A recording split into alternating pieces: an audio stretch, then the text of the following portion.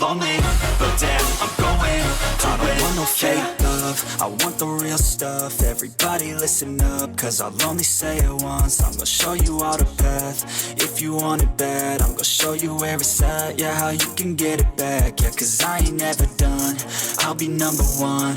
Working hella hard until I get just what I want. Yeah, rises like the sun, yeah, fatal like a gun. Shooters gonna shoot and I'm gonna shoot until I won. Yeah, always do it on my own, so I gotta get through it. And the only thing I know is to love what I'm doing. Never give up, never slow, till I finally prove it. Never listen to the no's, I just wanna keep moving. Yeah, I put out all this art, it's my only medicine. Yeah, everything I do, I'm just being genuine. Yeah, I'm sick of being screwed, feel my own adrenaline. Yeah, I do just what I do, and I hope you let me in, yeah.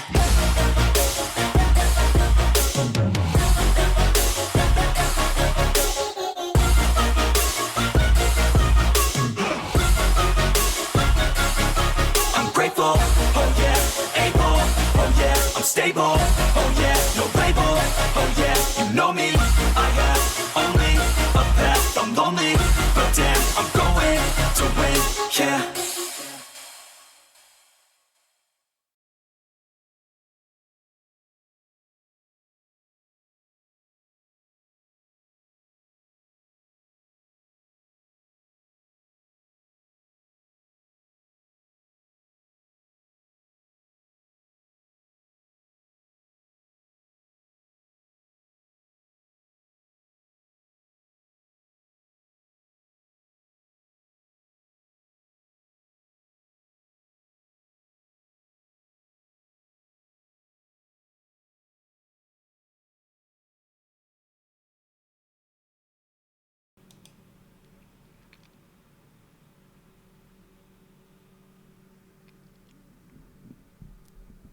Good evening, everyone.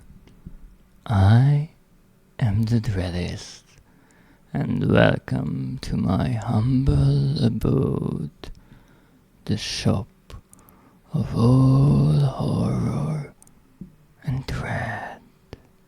Please take a seat and enjoy the show, because today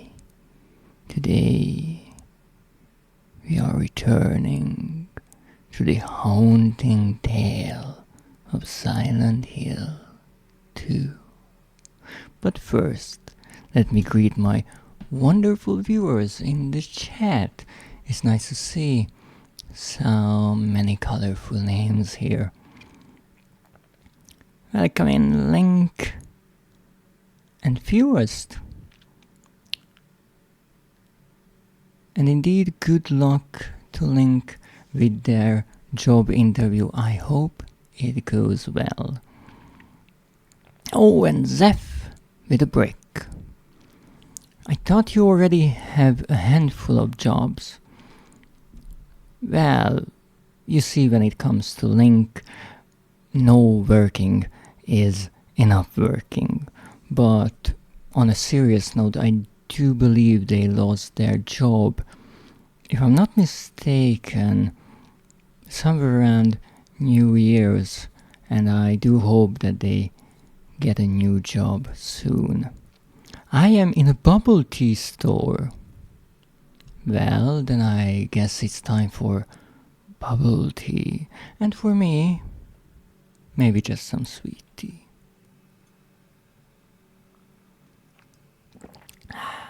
Delightful. Now, today we are indeed playing some more Silent Hill 2 Remake. And I do have to say that when it comes to games, I am rather patient, you see. I can wait months, even years, or decades, in certain cases, to get to playing a game. I do believe my lengthy backlog can attest to that. I have so many games I want to play. But you see, I'm alright with waiting, because I know that later or sooner I will get around to them all. At least I hope. And I also try not to get too caught up in the hype of new releases. There are so many brilliant games that released in the last 3-4 decades that I have more than enough on my backlog already, and really, as much as I love to see new releases, they just get added to my backlog. But you see, sometimes there are exceptions. And Silent Hill 2 is proving that it is indeed an exception. Because I have to admit, putting the controller down at the end of a stream of this game, it's difficult. And I am certainly looking forward to Friday to arrive, so I get to spend another few hours in this lovely town. And I think that is perhaps the most clear sign of how brilliant this game is. So, without further ado, let's return to Silent Hill.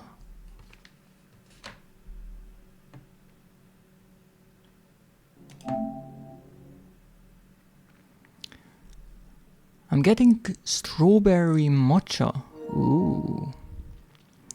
And I see you wanted to make sure I get the message, so you broke through all the barriers and glass in the way. Well, enjoy your tea.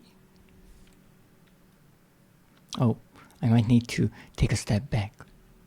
There we go. And here we are, once again, back in this old, dirty, rundown public restroom. Now I do have to say,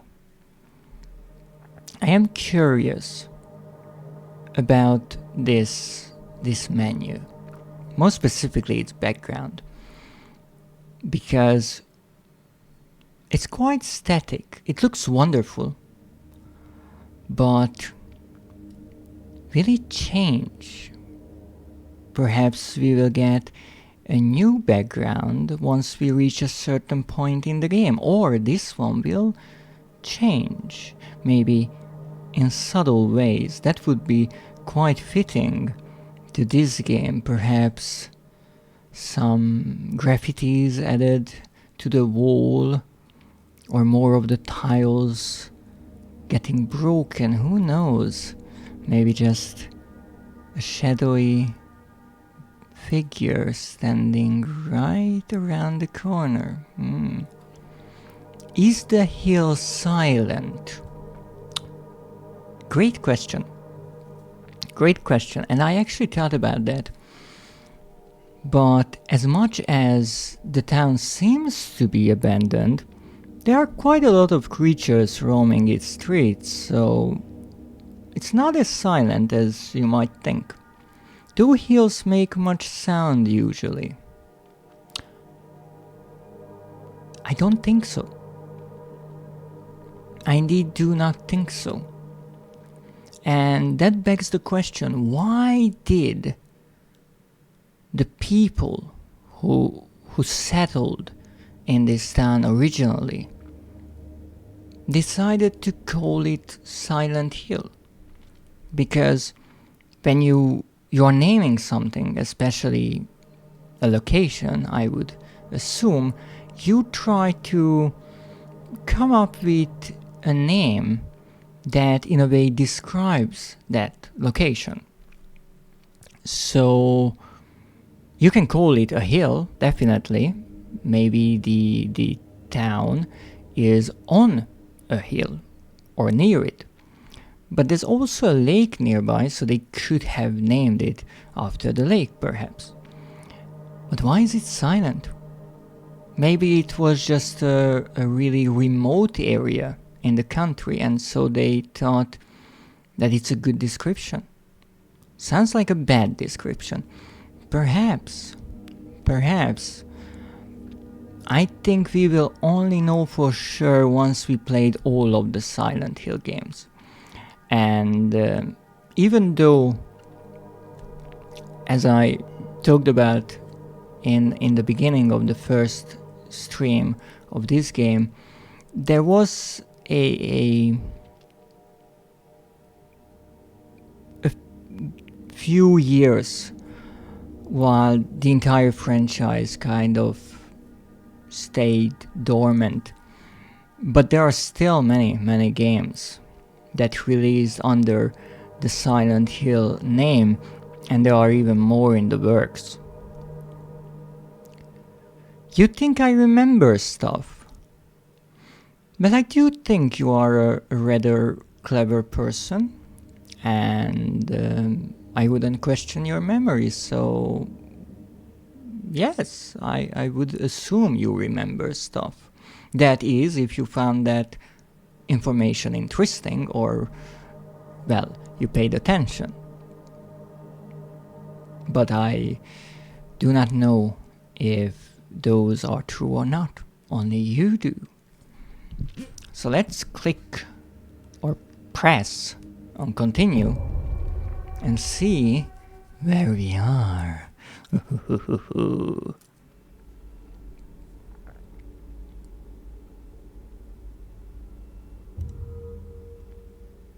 Again, the PlayStation 5 showing that the loading times are extremely quick.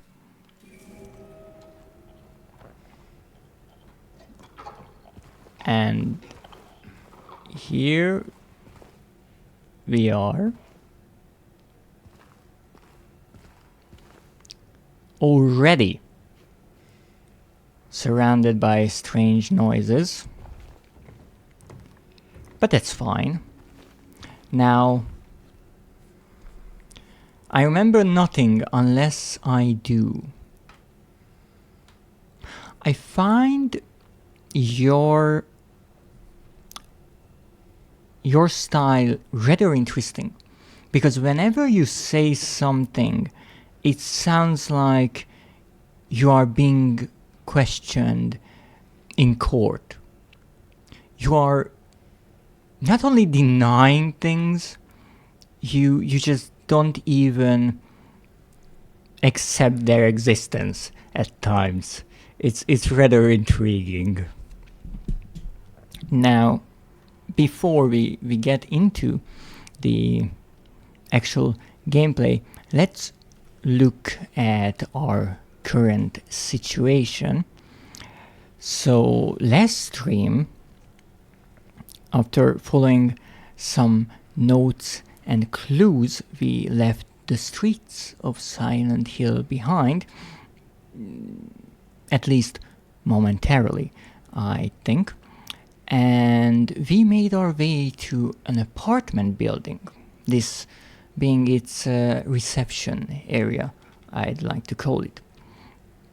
Now here we actually found a rather interesting puzzle, which I simply refer to as the coin puzzle. Here it is.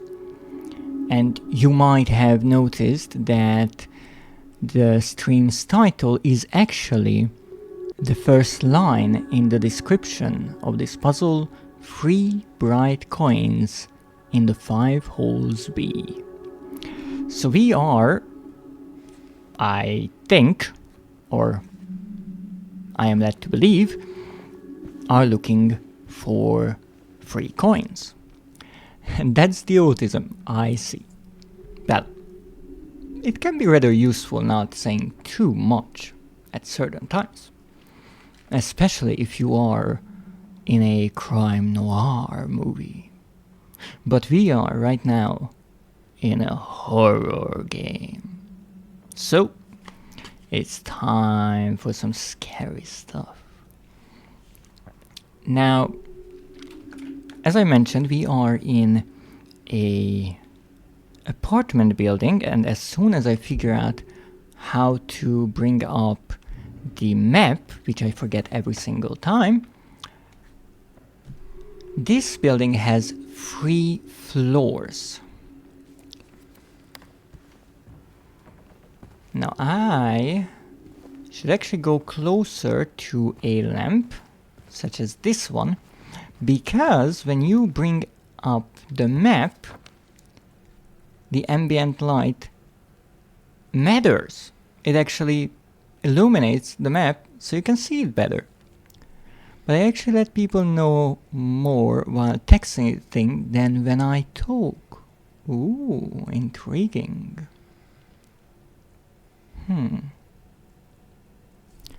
So, we are on the first floor right here, and we already explored a good portion of this floor.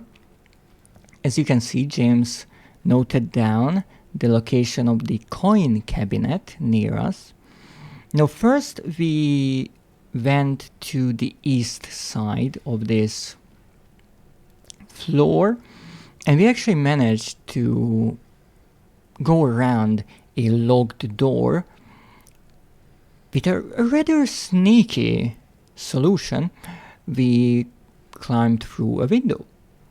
Simple and perhaps not so elegant, but it worked.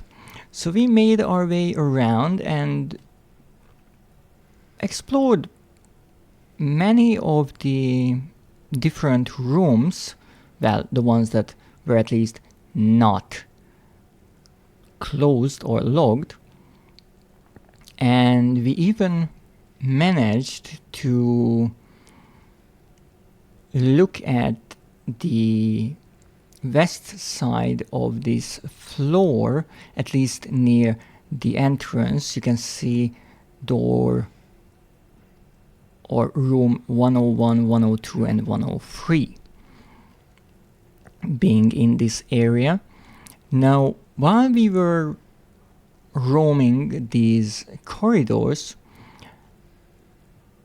we met a new kind of creature that I feel like we will meet many more, and also saw a little girl whom we don't know much about, but she had a rather rude introduction. She kicked a key away from us right before we could reach it, so we had to go around a bit more.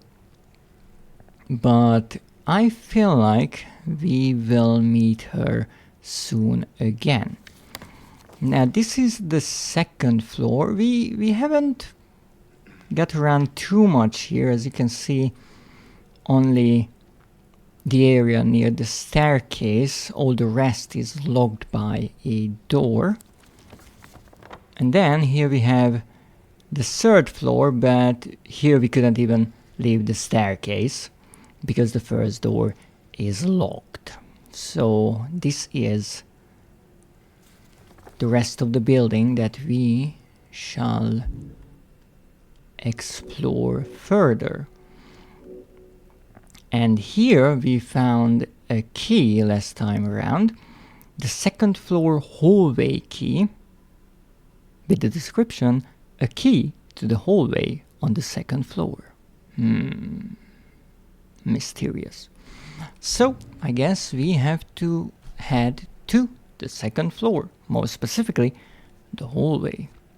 There is real strawberry in my matcha. Nice indeed. Only the best. Especially when it comes to tea. You wouldn't want to ruin the matcha.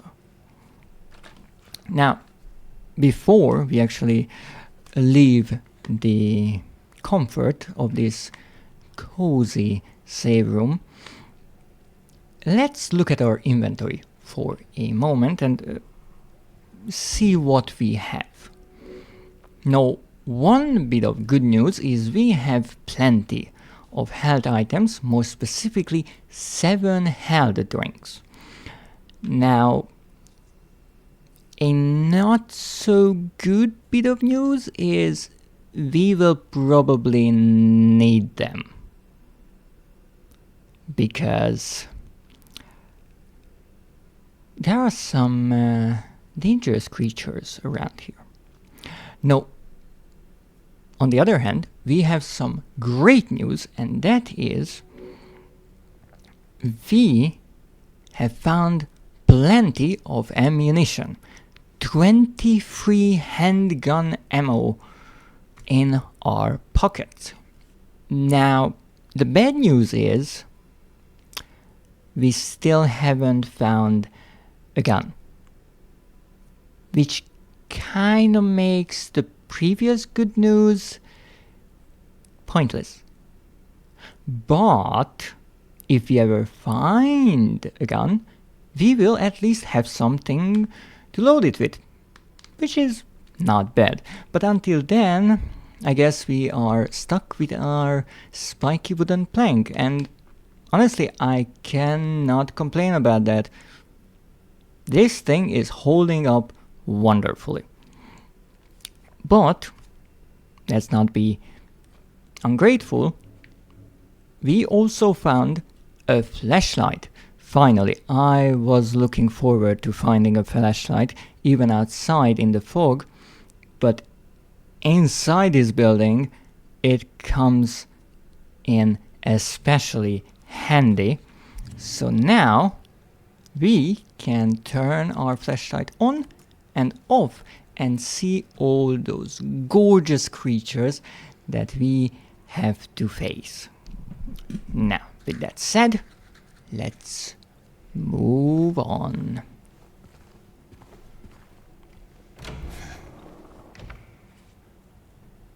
Okay, no noises.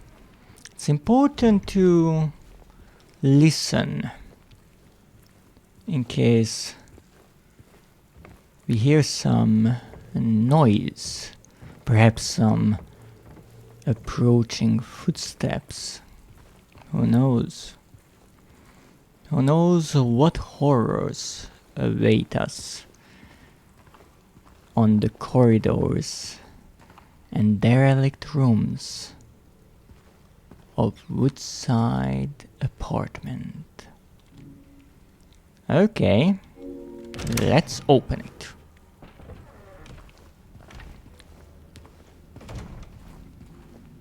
Indeed, it is mighty dark in here.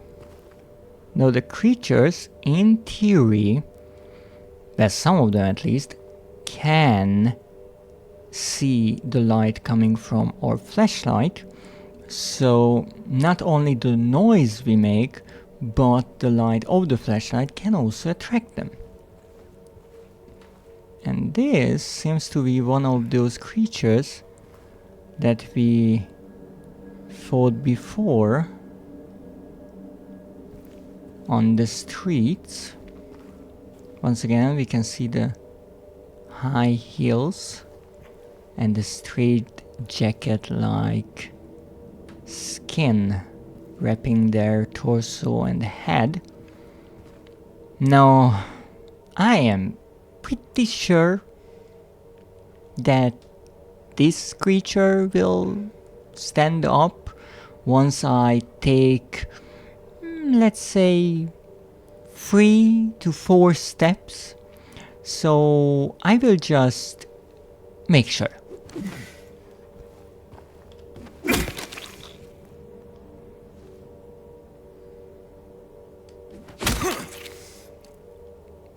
Well, this actually seems dead. Suspicious. Okay, that's closed. And that's closed as well. What a surprise. 204 to 217. Well, we are not taking a look at those rooms. Oh, welcome in, Loki. Long time no see, indeed. Oh, that's an interesting way to board up a door, but I will try to open it nonetheless. Nothing can stop me from exploring every nook and cranny of this place. Am I hearing footsteps? Perhaps. But a better question. What is that? Right in the middle.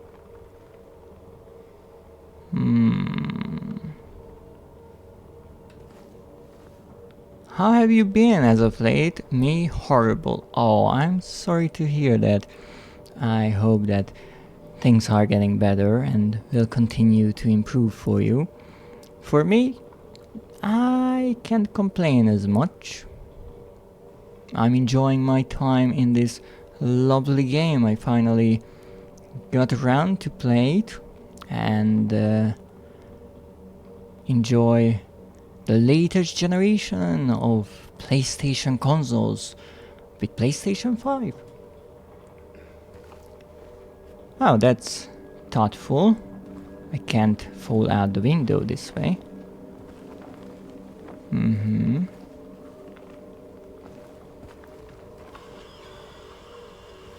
Also, I have to mention how nice that they added little noises like this tarp or fabric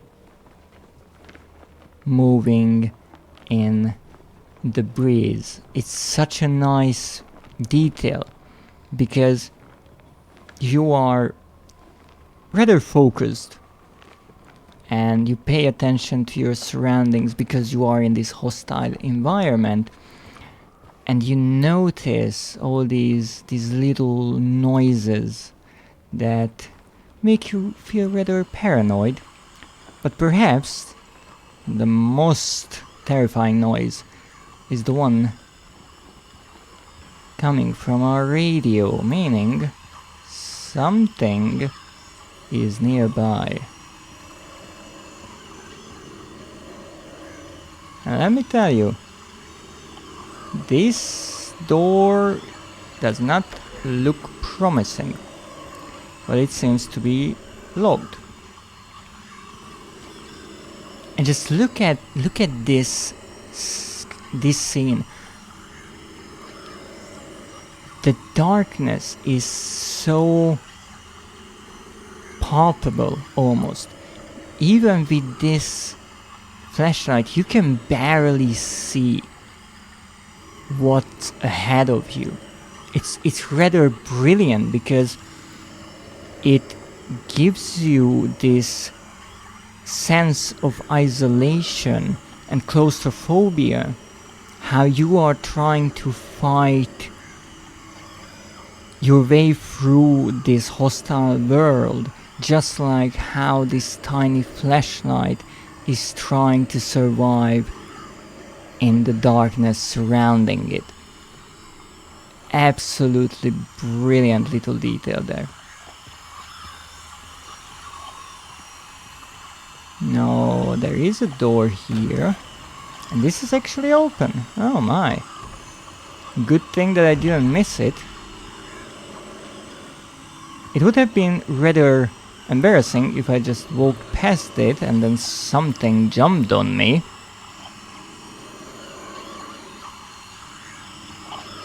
Now, washing machines.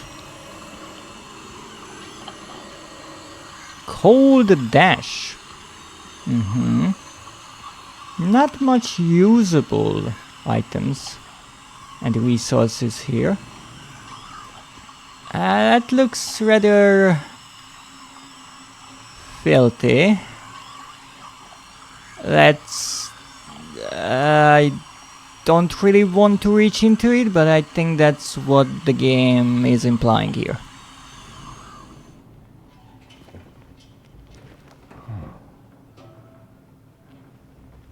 No, do not jump down there.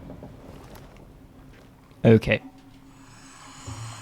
So this is one of the trash chutes, and I do believe a nice little world building piece. When we were outside in the area that is enclosed by the building, let me show you. Yes, indeed, this little courtyard. We saw a dumpster filled up to the brim, and there was a sign informing the tenants that the trash chute is not operating. So it makes sense that here we can see that it's filled up, and I think we saw one of the coins there, which means we have to get on top of that trash heap one way or another. But what is that red light ahead of us? Maybe it's a save point, perhaps. Oh, there's a door. I don't think the golden apple handle would help here.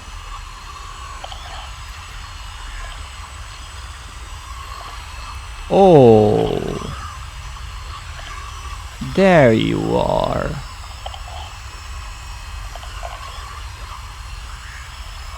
He's here. But for now, just silently observing our every move. What a way to introduce him. Just standing there menacingly. Absolutely brilliant. And he has an undescribable presence, because he's threatening just by existing. He's not trying to be threatening. He's not chasing us. He's not trying to break these bars separating James from him. Even though he might be easily able to break whatever is keeping him from reaching James. But I do believe we will meet again. And what a clever idea to clad him in red light, because the player at this point starts to associate the red light with a save point, which means safety, whereas he is the opposite of that. But it seems we also stumbled upon an apartment, the door of which I missed. Throw cheese at them, I gave you enough of it. I honestly wouldn't want to provoke him, to be perfectly honest. I think he's more than capable of ending my run rather quickly. Well, that's empty. I'm honestly not sure what item I would need to find here to progress further. Of course, any kind of health items would be useful, but what I'm really missing, I'm not even sure of it. We obviously have locked doors, but just another key. I don't think would solve our problems here. Okay, this is closed. And this is rather intriguing. Why are those wear marks on this wall? Like something was slid here to the side or moved along the wall, but there's nothing here. Well, this is closed, so we have two interesting things to look at. One of them being this wall, which we can stare at. Much like with certain barricaded or blocked streets outside, we could look at them. However, this is slightly different, because whereas the camera moved away from James outside and we could see the character looking at a certain thing, here this looks more like a first-person camera, and I can't even move the light. I am rather intrigued about these points of interaction. I hope they will be explained to a certain degree. My guess is they are places invoking memories of James, but maybe he can't quite remember them yet. And apparently we can move here through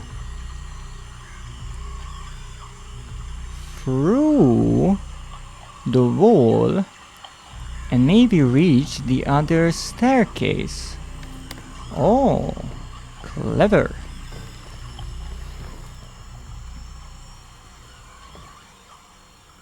So this, I do believe, was the locked door, which I'm not opening because it's pretty much missing its handle as well as half of the lock. Oh, what's that? Yeah, I will need the text here. Due to the ongoing renovation works, tenants are asked to keep out of the third floor of the building. Sincerely, Woodside Apartments Administration. I see.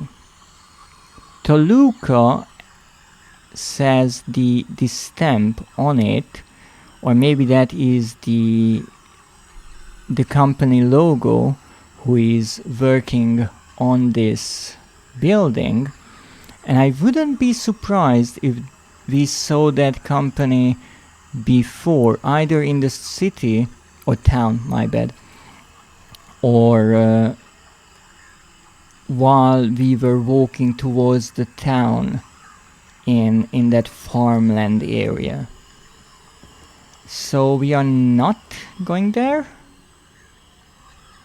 Yeah, it seems like we need yet another key. 100, 214, 217. Okay. Let me guess. Closed. What a surprise. What's that? Oh, just a radiator. And closed.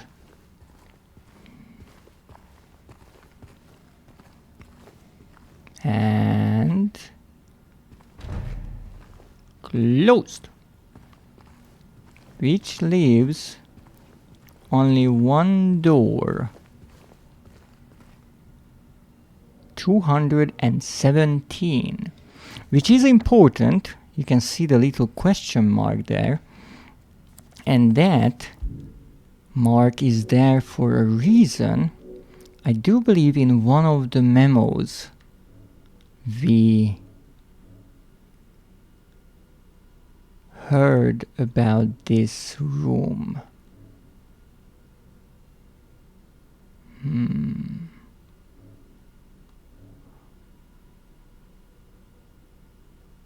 Maybe this one? Oh yes. This we found at the administration desk, or as I like to call it, reception.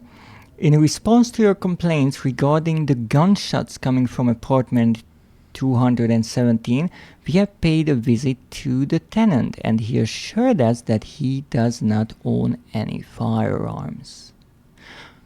And I just realized, maybe this is where we will find our first gun. So let's see.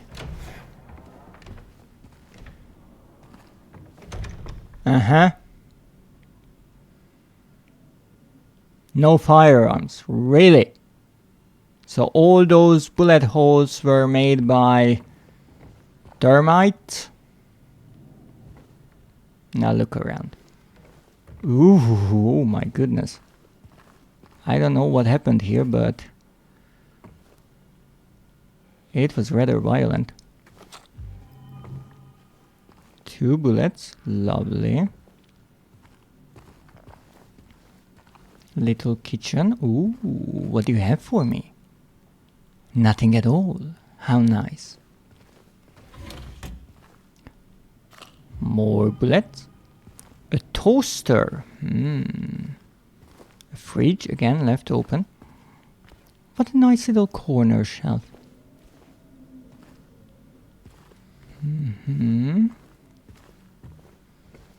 I am guessing this door was ripped from there. And I'm also guessing that I'm not going that way. Oh, sugar. Good point. I should take a sip of my sugary sweet tea.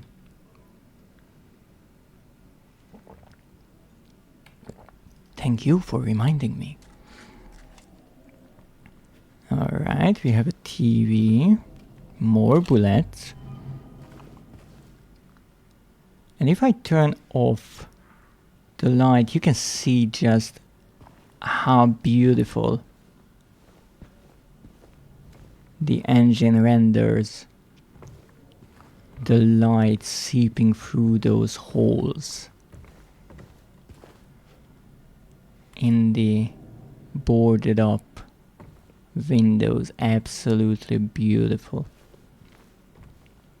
And I guess this shopping cart is the most important for us. And that, to me, looks like a 1911 pickup. Yes. Hold L2 to aim, press R2 to shoot. But it also says L2 to zoom.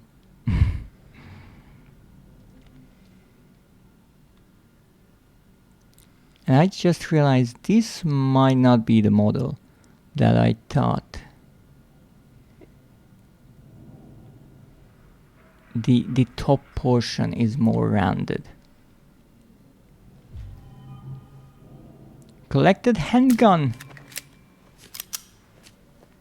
I have 10 bullets in the magazine, and I have 20 in my inventory. Now the question is, how can I switch weapons?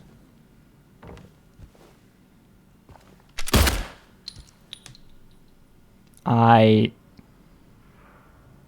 aimed. That was L2, not R2. Okay. I can reload. Well, I guess we shall look at our inventory. A light semi-automatic pistol holds 10 rounds per magazine. Not much stopping power, but easy to use. That's nice. So we have to equip our weapons, it seems. Like so. I'm not sure if there's a quick switch method.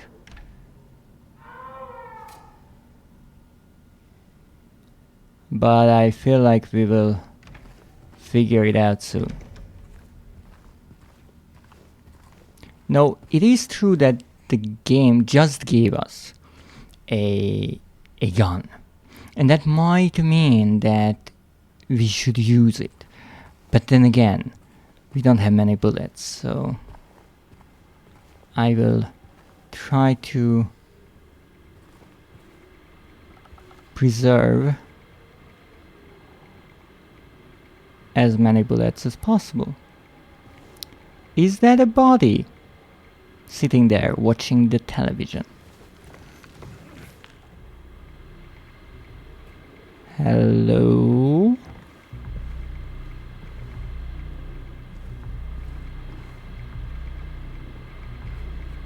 I think you are sitting way too close to the television. This is not good for your eyes.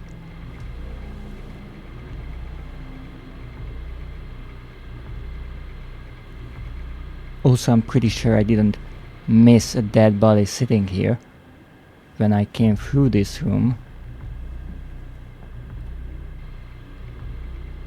Rather interesting how James decided, you know what, I might not want to take off that blanket.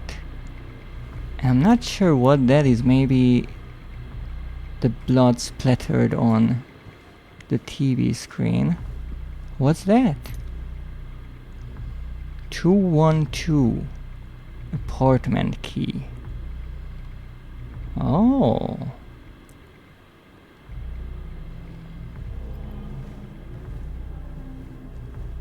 But I've definitely been here before. And I don't think I missed these items. Or, well, the key. So, something strange is going on around here.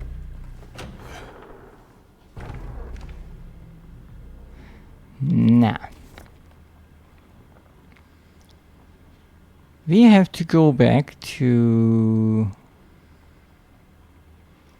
the room right here.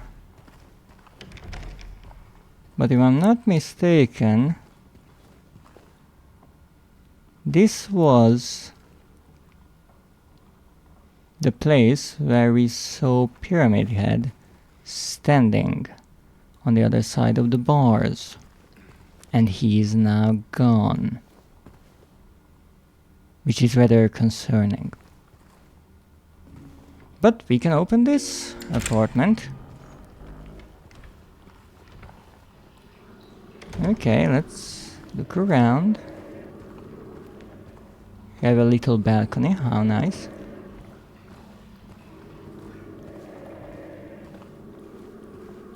Lots of trash. I'm not sure what it is with people and taking up the doors around here, but maybe it makes the tiny apartments feel more spacious. Oh, what's that? Health drink 8. Nice. Now, we are also looking for photographs around here. Let's not forget about them. We already found 2. One in front of the apartment building and one inside. And they were numbered 1 and 4.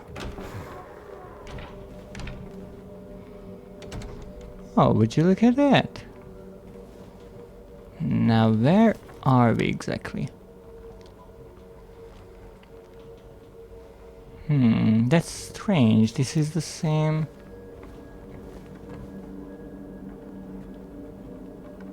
courtyard. And I think I've actually been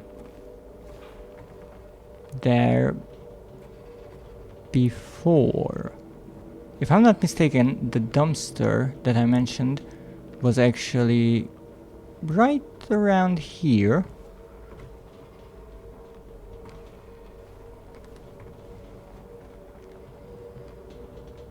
But just look at this place.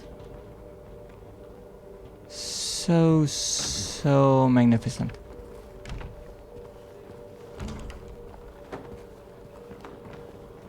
Okay, anything here? Oh, maybe this is a shared balcony.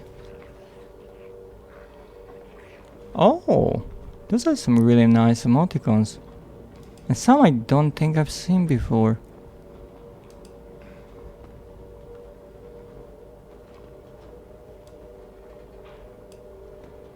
Wow. And the little cat pumpkin. Or jack-o'-lantern. It's like a cat-o'-lantern. Well, it's actually called that. I guess I just reinvented its name. Oh, indeed, this is a shared balcony. What was that?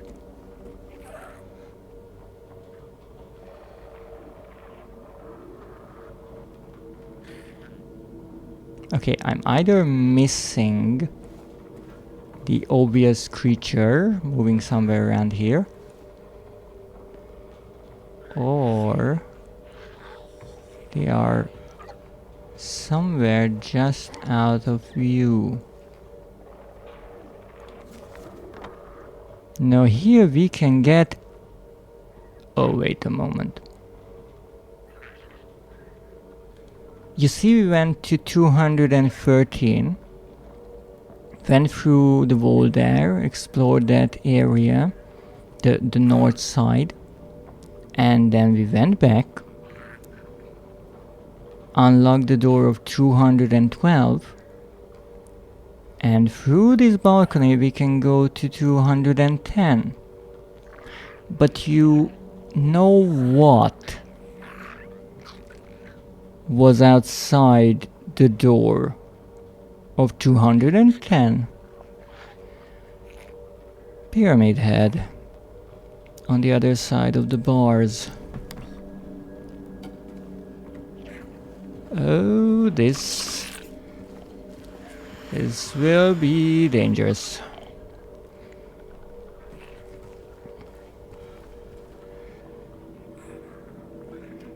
I think first we should focus on the creatures nearby. I clearly saw one here. Alright, a cane, space heater. Ooh. Look at that. Every inch of this place just screams abandonment.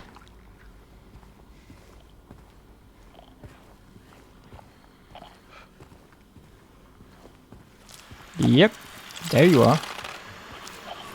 Now this creature... Oh! No! Is the new one. Ah! Get off of me, you! Ow, four-legged beauty. So, ow! You! Ah. So this is the new creature that I talked about. We already met one before. And I talked about how they look rather intriguing, but one part that I realize now that I have the gun is, in games especially, people try to aim for the head, because that is the easiest way to deal the most damage. But this creature, it doesn't have a head. it literally has no head. Rather, it has 4 legs. And actually, it's not just the players who might think this way, because on the streets, when James fights those creatures that attack with puking, you could see James actually aim for their heads with this spiked bat, let's call it, or makeshift bat. So it's really interesting how James thinks logically and based on the real world. However, the question is, does that logic work in the world of Silent Hill?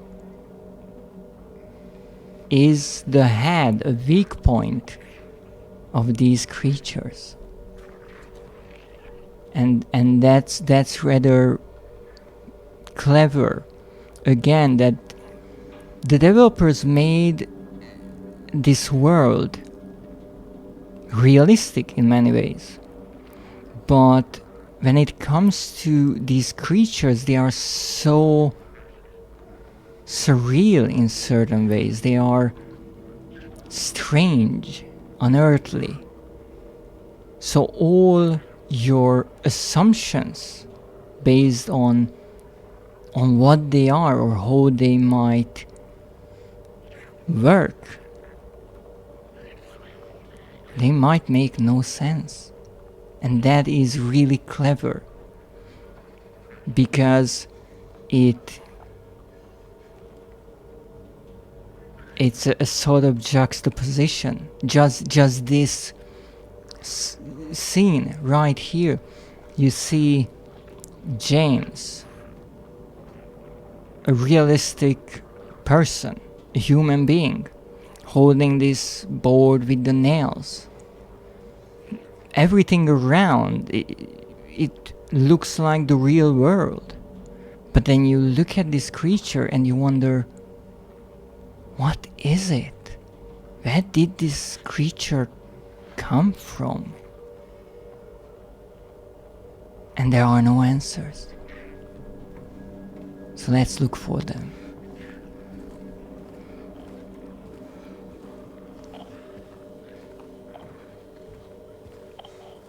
Now, one thing is for sure, they can kick. Ooh! Career's humble beginnings. Does this picture have a number? 7. Wow. I thought there would be only 4, but apparently there are so many more photos hidden. No, I do believe what this photo is trying to show is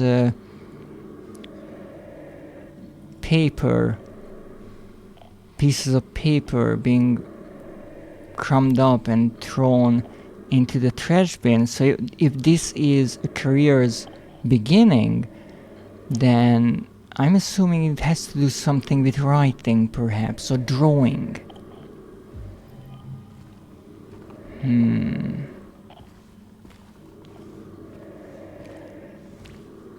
On one hand, I don't think that I missed pictures, because I tried to look around thoroughly, and we have the little white circles informing us about nearby items.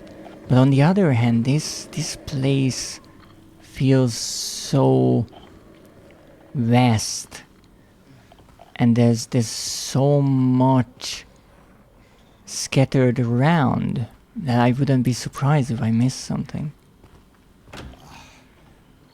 Well, here we are, where he once was. And unfortunately, he's not standing on the other side. But I guess we're not going there.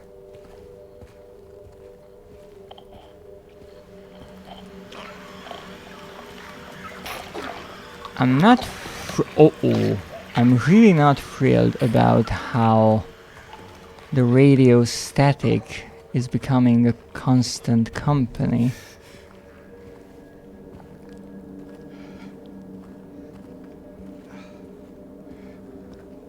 Well, I guess they just wanted to say hello and then go back.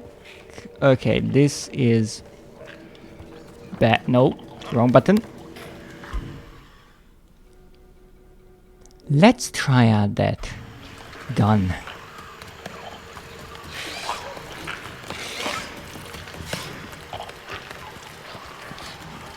Why do I think it's behind me?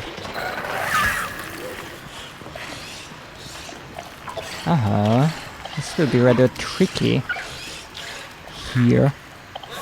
Ow!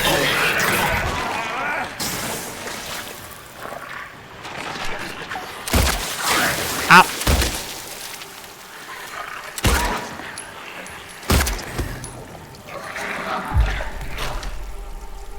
I cannot see a thing.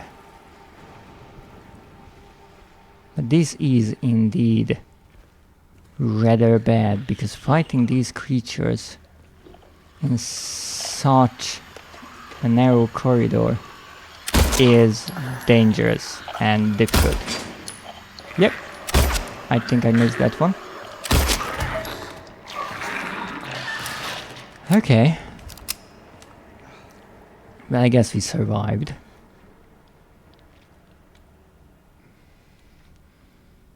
Time to switch back our weapons. That's closed.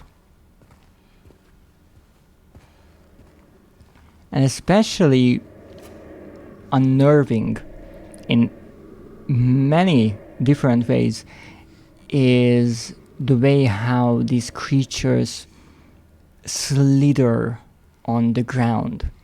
Because it's disturbing in itself to see them move this way, but especially in these dark corridors while you are trying to fight, and the game shows more of a survival horror aspect of it. You don't know where they are, and it's so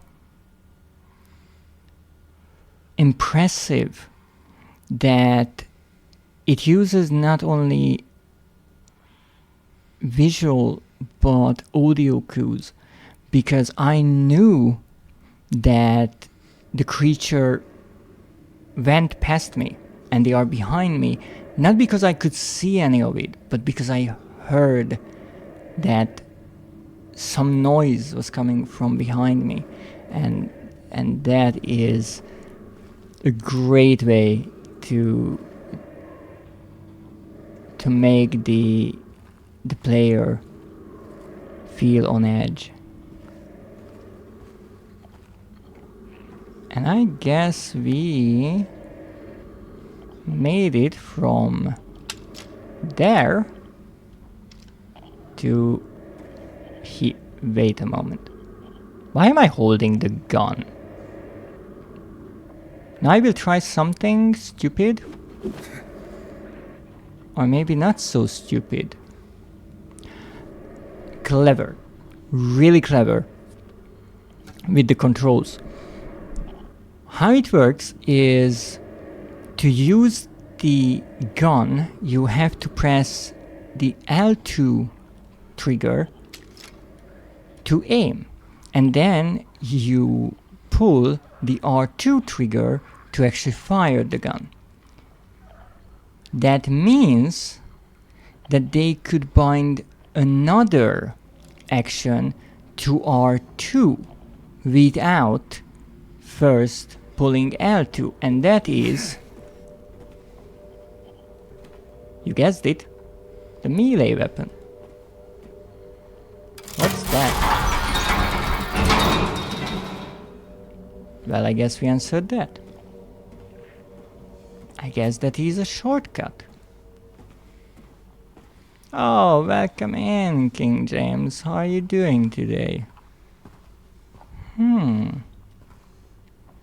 So we made it back to the courtyard. Now we obviously have more to explore on the upper floors, but if we are here, we might as well take a look at this dumpster. Not that I think we can do much about it, but here you can see the warning that this is now out of order. And what we need is, well, stuck in the chute somewhere up there. Having breakfast, then continuing with Resident Evil 5. Oh, I hope you are enjoying it. As much as it's one of the titles that started to focus more on the action aspects, I do like Resident Evil 5 quite a lot. Okay, let's try to finish this floor. Is anyone in here? Why is it that I don't really want to get an answer, but I feel like I will get one anyway? Oh, why? Are you alone at least? No. Why aren't you alone? No. That's bad. That's proper. Ow! Ow! Oh, that hurt. I knew I should have saved. I knew it. Come back. Ow! What? A sneak attack? Really? Ow! Oh. Drink. Drink. Ow! I tried so hard not to get puked on. And it almost worked. I knew I will need these health drinks, but I feel like I'm using up a tad bit too many of them. Oh my goodness, what happened with that toilet? Someone had a really bad day. Okay. Welcome home. Well, thank you. It was a warm welcome for sure. Especially all the acidic bile made me feel all warm and fuzzy inside, and mostly outside.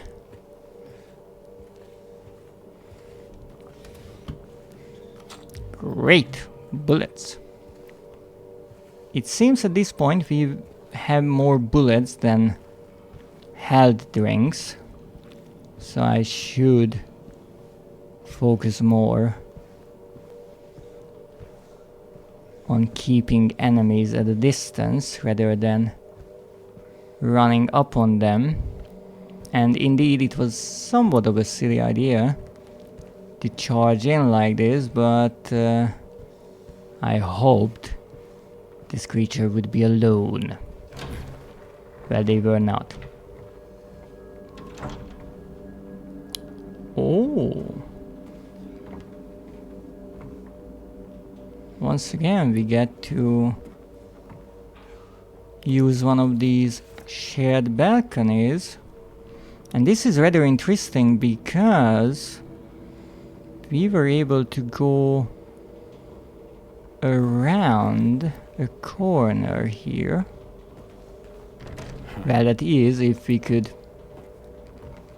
get through there, but apparently no. Both 01 Code Veronica and Resident Evil 4 on sale. Oh, I see you are going after the whole collection.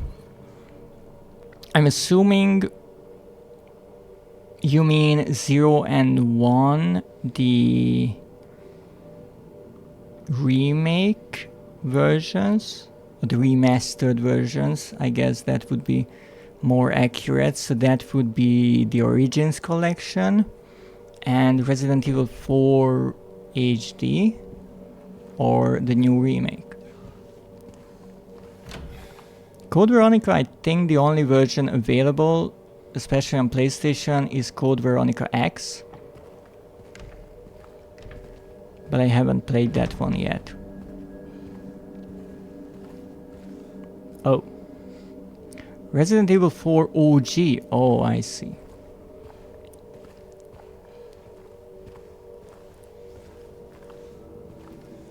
There are a surprising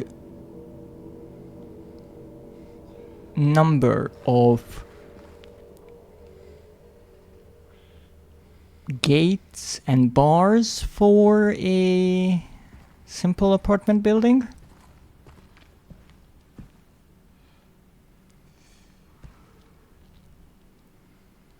Got them for $23 total. That's one of the nice things about old games and digital storefronts, is with time the price of games go down considerably, and you get to experience them for rather cheap. Well, especially on a digital platform. If you want to buy the physical copies, that is probably quite the opposite, because the prices go up considerably. Now let's see what will try to ambush me now.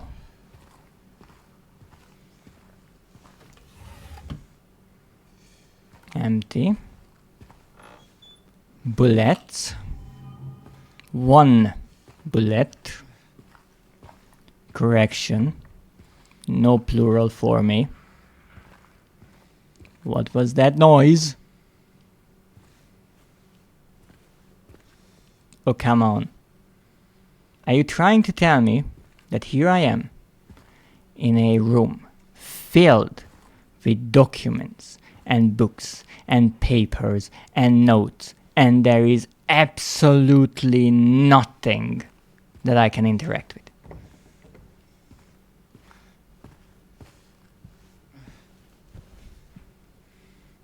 Okay, there is something.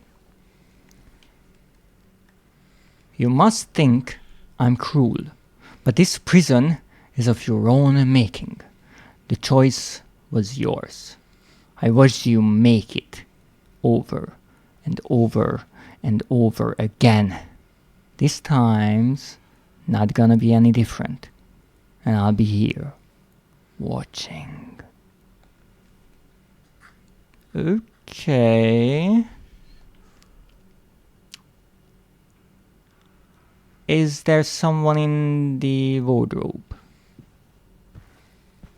Also, what's that?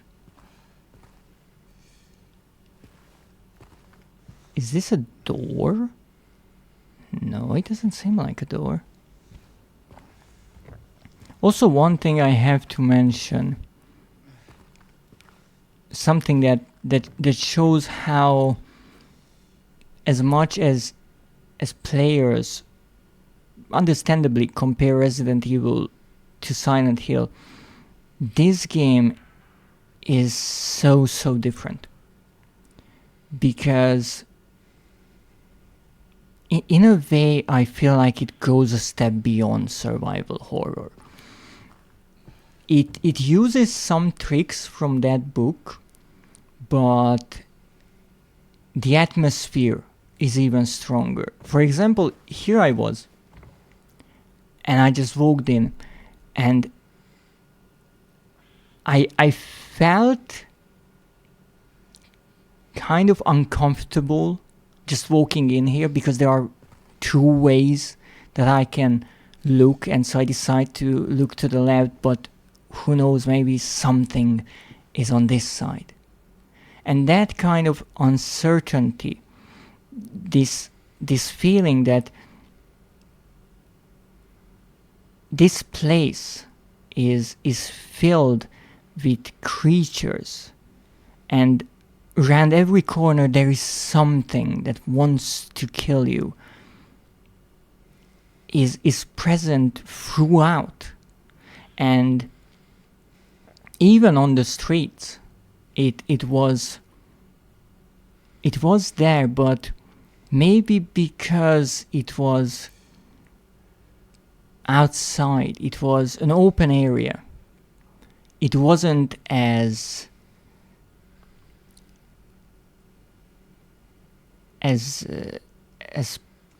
prominent. Here it's really choking how claustrophobic this place is. And something that helps it a lot is actually the flashlight. The flashlight makes it worse in a way because it creates contrast. You see that tiny little circle in the middle that is bright, and you can actually see it, and everything around it, especially around the edges of the screen, it's so dark. Even the character we are playing as is hidden by the shadows, and that is so strong, and it's so well made. But I think that we found the place of this golden apple.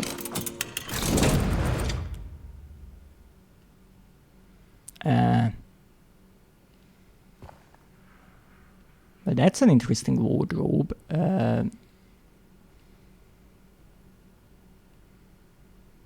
really thought we are talking about a literal prison, but perhaps not. But there's a is that a button or a hole? Oh, wait, that's a hole, and I can peek through. Oh, there is a hidden room here with one solitary light bulb and whatever that is in the middle, and all the walls covered in scribbles and drawings and symbols. Oh, that is unsettling. I love it. So indeed we have to do something with this.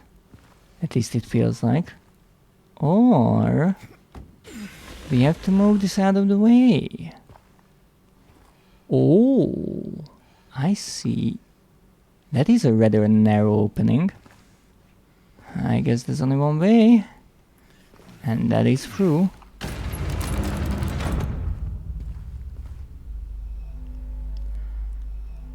Well, we are screwed, but we might as well look around. So in theory, I'm assuming we are just in an apartment. Yes.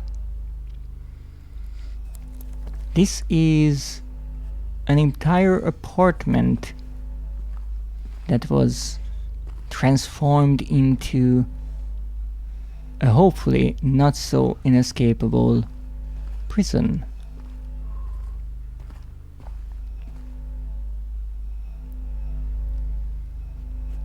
There are all sorts of drawings everywhere. Oh, that's interesting. A house, footsteps, and the number 7. Let's look around if we can find any other clues here. They even wrote on the or drawn on the ceiling. I guess whoever was the prisoner of this room tried to keep their sanity by writing and drawing all these strange symbols, and as they were running out of space, they started to extend their makeshift canvas onto the ceiling and even the floor.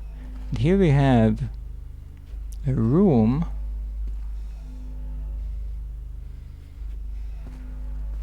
that was perhaps the last thing they saw.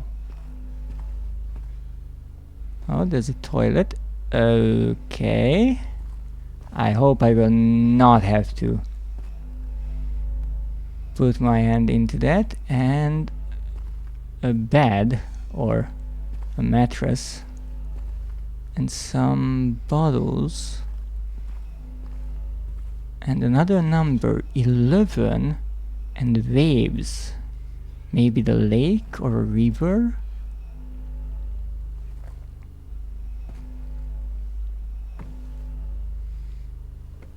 I can't really make sense of these scribbles, but one interesting thing is, you see that writing on the wall? If I shine my light on it, it pretty much disappears.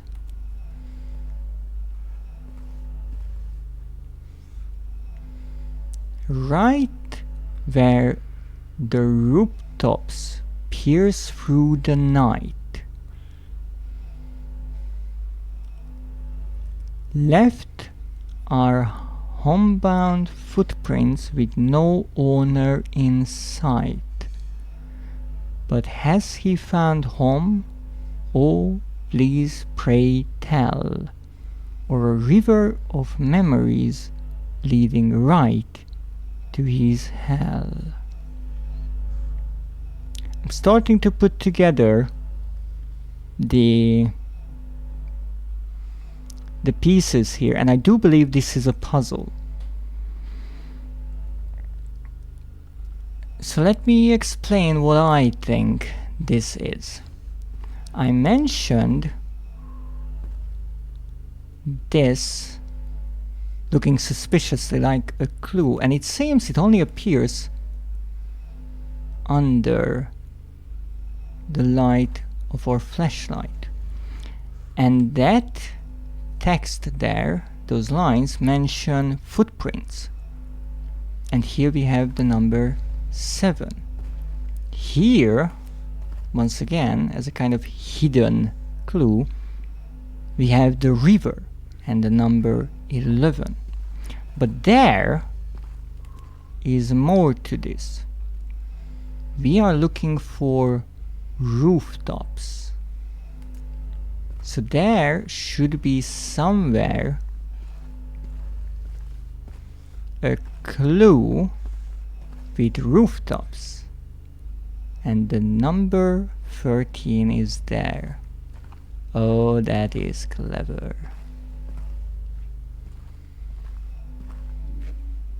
But we need a key here. Also rather interesting, these squares on the door. They remind me of the save symbol. And I don't think that's a coincidence. Can I look through that hole? Apparently no. Okay. But I think we found the 3 clues we need. And this is a safe. And that is important. So here we have where the rooftops pierce through the night. That had the number 13, which is right. Then we have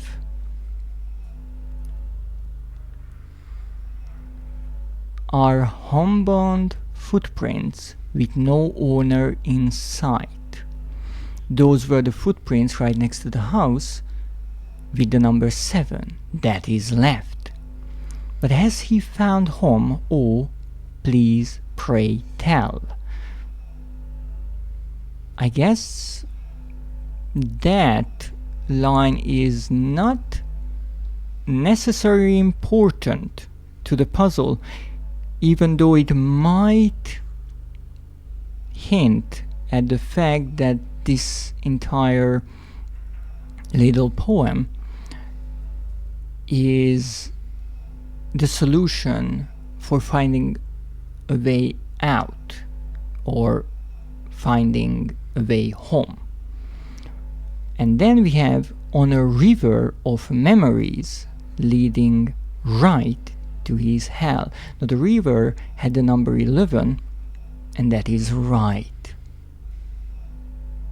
Really, really, really clever. And indeed, the first two lines rhyme, and the third and fourth rhyme as well. So we have right 13, left 7, right 11. At least I think. Let's put it to the test. Wrong button. So we need right 13. I never really know how to work with these saves, honestly, but I think we have to rotate 13 to the right. 1, 2, 3, 4, 5, 6, 7, 8, 9, 10, 11, 12, 13. Now, here's the thing. I am aware that, in a way, I actually rotated the wheel to the left and not to the right. However, I was pressing the right button. So maybe this is the way to solve it. If not, then I just kind of have to invert the directions. But when it comes to saves, and I had the same trouble in Resident Evil, I'm never really sure what people mean by right and left. But I guess that's just me. So this was 13, and now we have to go back 7. 1, 2, 3, 4, 5, 6, and 7. And 13 minus 7 is indeed 6. And now we have to go 11 to the right. That's 1, 2, 3, 4, 5, 6, 7, 8, 9, 10, 11. And that's 17. 6 plus 11 is 17. Apparently, this is not the way to do it. So, instead of focusing on the buttons, you have to focus on the physical wheel on the save, which makes sense. Indeed. I think my confusion here is not necessarily because of the game, because the game is consistent with its world.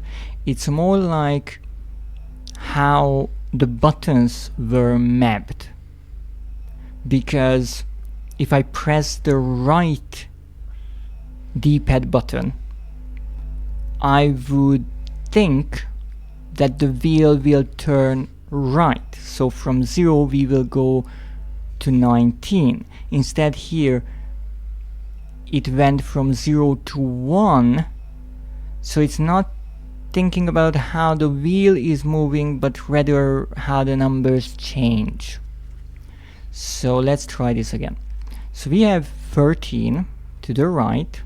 1, 2, 3, 4, 5, 6, 7, 8, 9, 10, 11, 12, 13. Yes, we went back to 7. And now we have to add 7.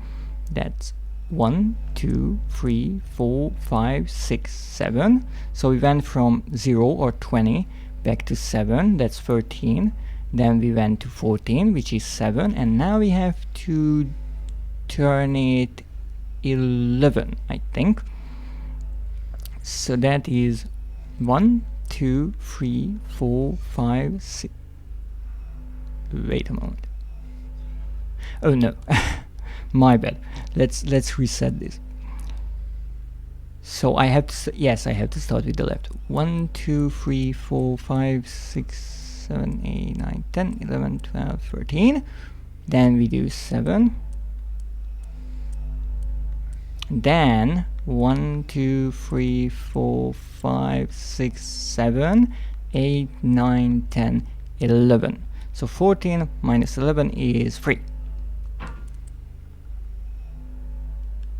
No. Alright. Right where the rooftops pierce the night. Left are homebound footprints. And the right is the river of memories. I'm assuming the order is the order of the lines in this poem. So let's check again, maybe I missed something. So right where the rooftops pierce the sky, 13. Then homebound footsteps, 7. That being left, and the river of memories, 11. So there's another way to think about this. Now, how I interpreted this is the numbers mean the rotation, right? The amount of rotation. But maybe they are not describing the distance, but rather the goal. So let's try again. We are going right. Now once again I will try with the simple way of doing this. So we have to turn the wheel to the right. Let's press actually the right button here and go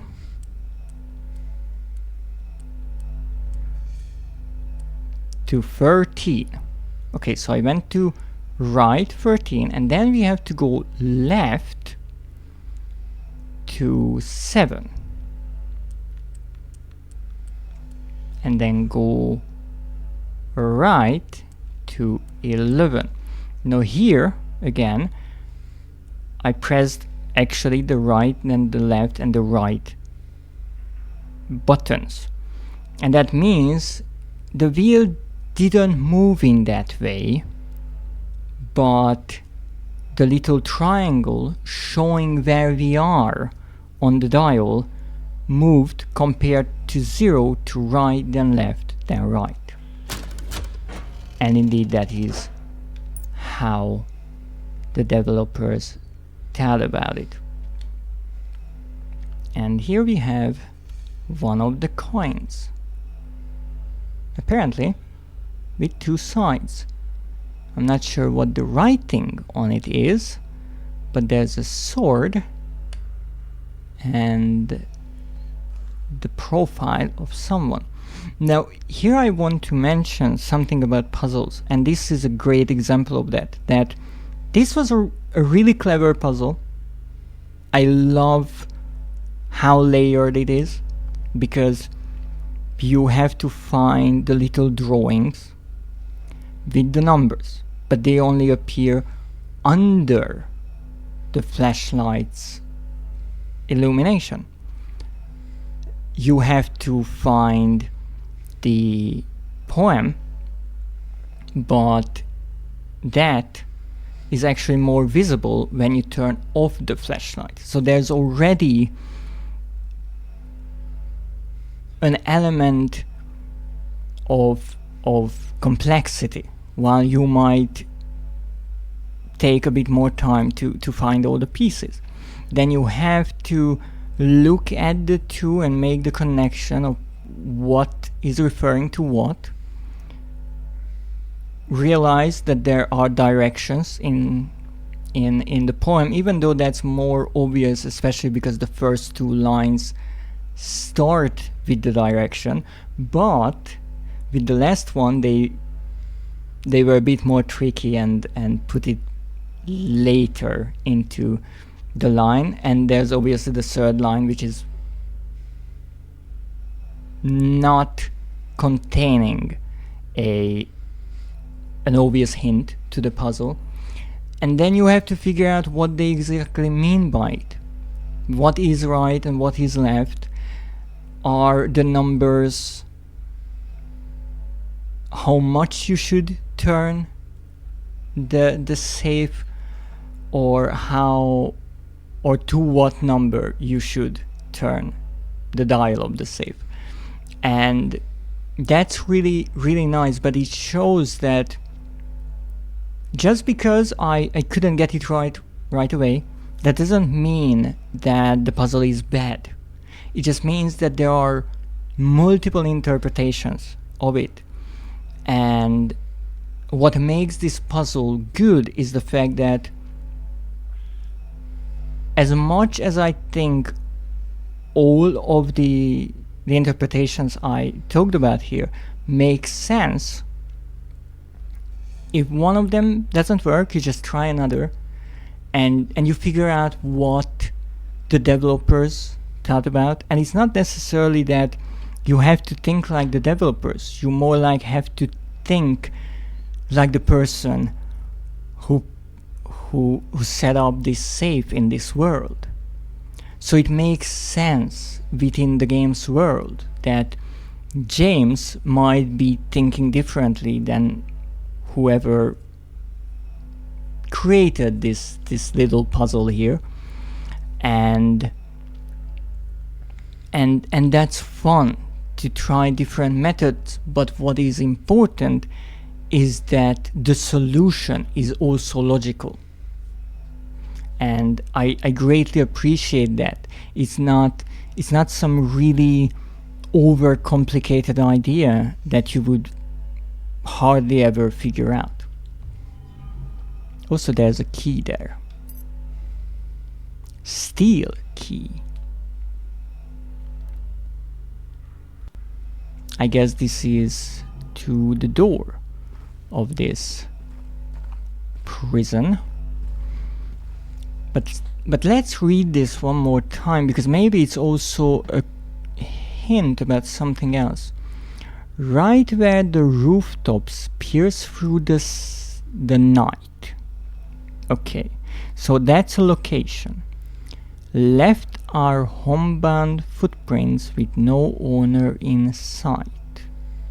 Now those footprints could be anyone's, but it could also be James's. But has he found home? Oh, please pray tell.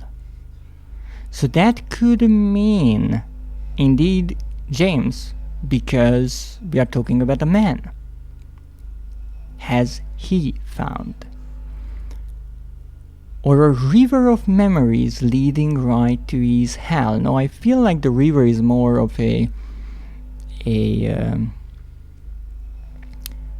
symbolic piece here, but memories leading right to his hell could mean remembering something or going back to a place and revisiting certain memories. And indeed we know that James were here with his wife, so it could bring up those memories about his wife, and also losing her, and the sickness that we heard him mention, that Mary died of some sickness.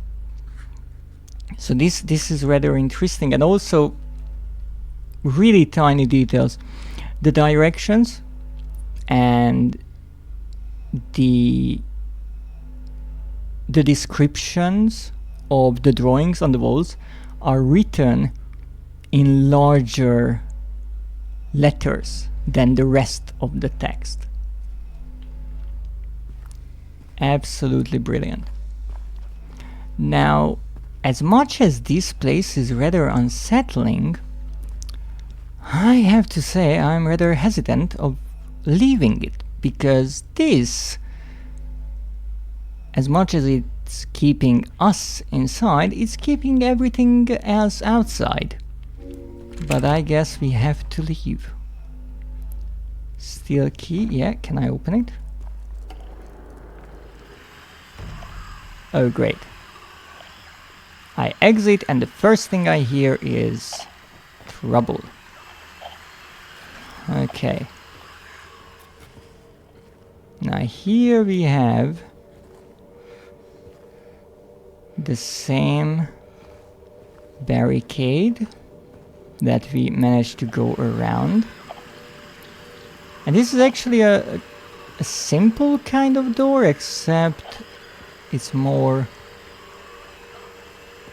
reinforced with steel and the locks.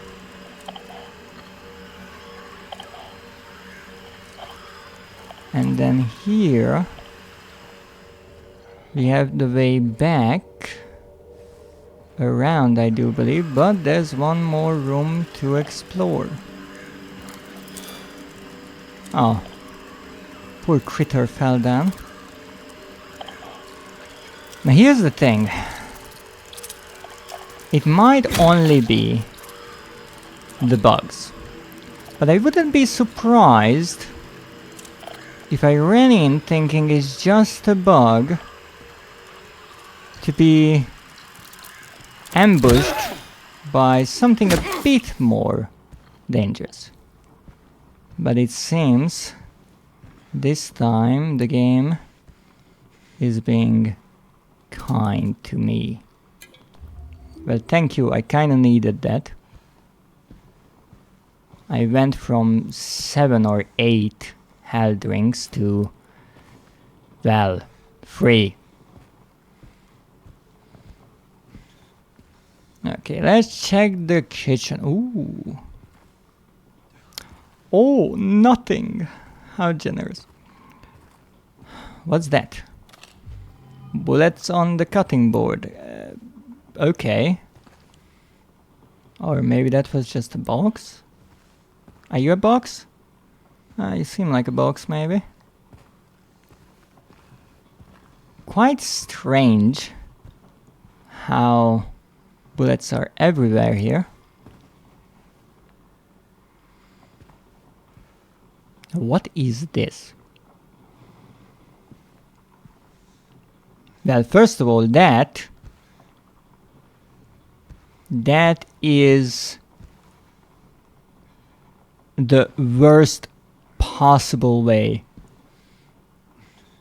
to wire a lamp. That is a house fire waiting to happen. And second of all, was someone murdered here? I mean, it's quite thoughtful to have the tarp down there and even tape it down so you don't trip over it. But it's rather unsettling how there's tape around here and there's also this reddish stain. I feel like someone here had a really bad time. And someone a really good one. Now, what do we have here? Oh, second floor, small staircase key. Indeed, it has the Toluca company logo there. But I do believe that we will be able to open this. And now we can take this shortcut, the one we couldn't before. Indeed, we were able to explore and enter almost all of the apartment or rooms on this floor. Well, not this one. Another nice thing, you see that little lock, that sliding lock up there? It's red, and when we open it, it turns, I do believe, gray. so you can see from farther away if it's open or closed. And I feel like something is waiting for us on the other side, which is interesting because we were there before. That is where we came from. Well,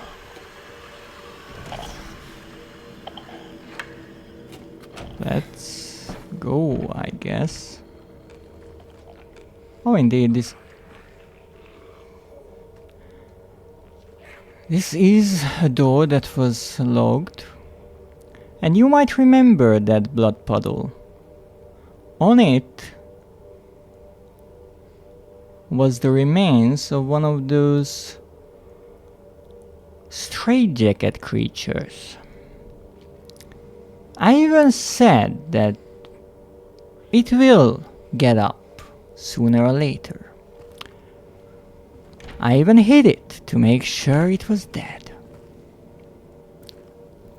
But it seems that I somehow still got outplayed by the game.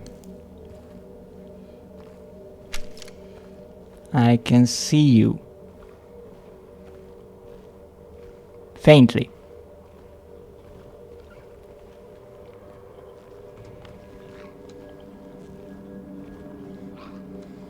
If you would be ever so nice and come a bit closer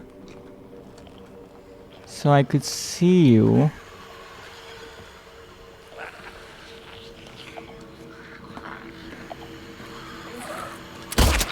For a moment I was honestly worried that something is behind me instead of in front of me, even though I was fully aware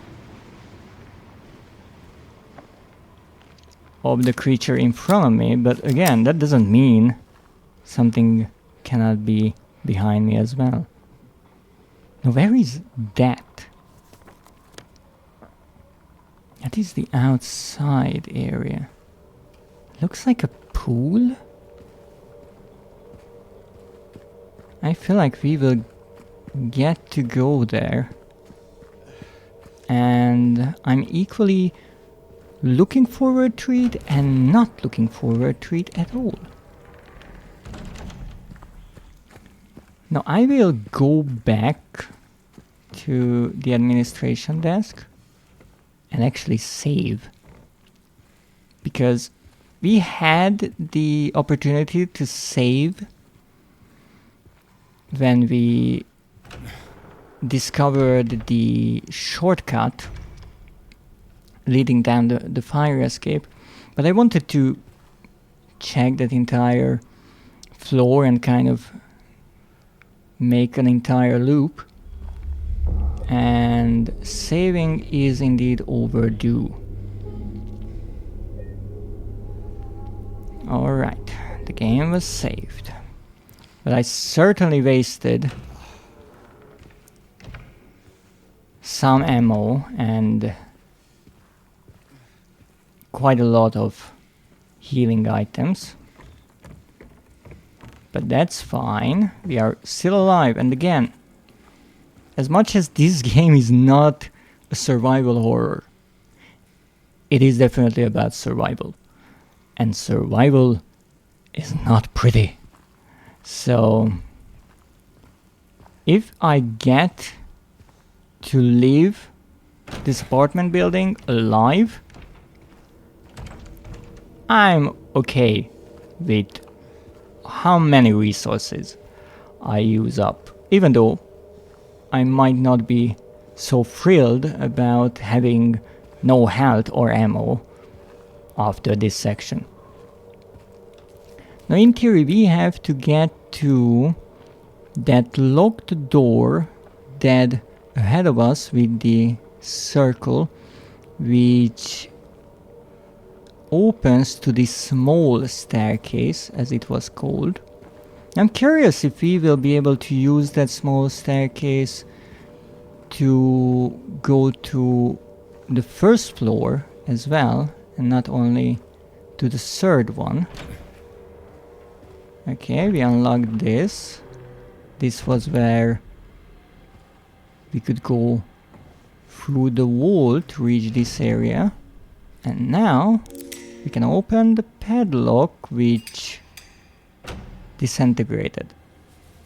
Okay, that is not necessarily the most realistic depiction. I'm not sure if the game here really wants us to believe that the lock just turned into dust, or it was more of a stylistic choice, but it certainly fits the game.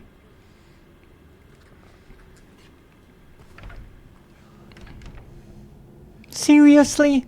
I just went back to say... Well, if you tell me I need to save, I will save.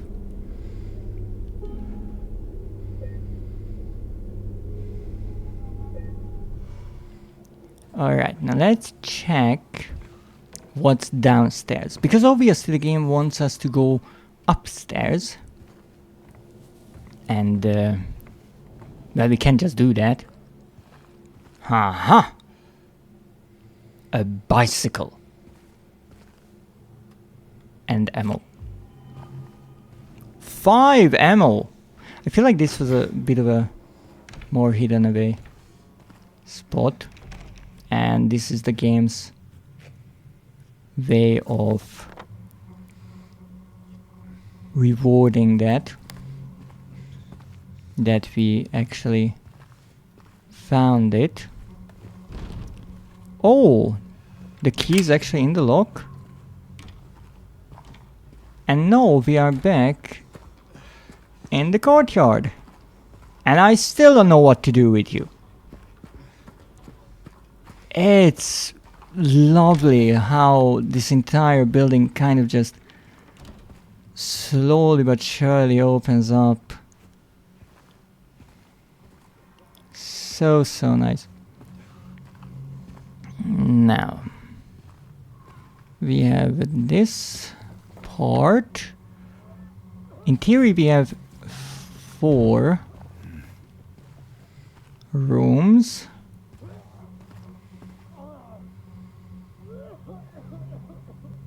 And some strange noises. What is kind of strange about those noises? They sound more human? Like someone is struggling? 117. Let me guess, once again, it's the last door. Someone in there. I should probably not go in like this. First of all, I would scare whoever is there, and also I might shoot someone in the face. Hello? Hey, who's there? It wasn't me. I didn't do it. I didn't do it, I swear. Hey, are you okay? I didn't do anything. He was like that when I got here. He... Oh, you mean the man back there? In the kitchen? I didn't do it. I swear I didn't kill him. Yeah, it's all right. I'm not saying that you did. Look, my name is James. James Sunderland. Eddie. Eddie, okay. So, do you live here, Eddie? No. I'm not even from this town. It's just... Something brought you here. Yeah. Yeah, you could say that. Well, they came at me. I didn't know what to do, so I ran. I came here. Figured it might be safe, but then I found the guy in the fridge. Easy, deep breaths. Look, this place, it's not safe. These things, this whole town, there's something wrong with it. Might be best if you just get out of here. Yeah, you're right. Hey, you want to come with? Maybe together we can find a way out of this town. Oh, sorry, but I can't leave. Not yet. I need to find someone. Oh.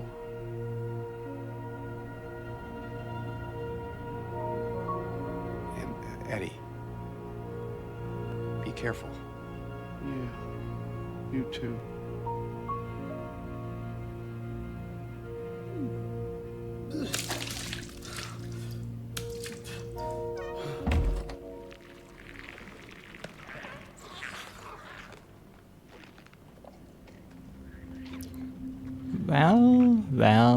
Well. We have yet another character, Eddie. And this cutscene was, again, just packed with so much information. Finally, we got James to actually introduce himself. James Sunderland. And there are so many questions here. It's really interesting how everyone here seems to have came to this town for a reason. James came here for a person, finding Mary. The girl we met in the graveyard, she is here to find her family. At least that's what she said. And now we have Eddie here, who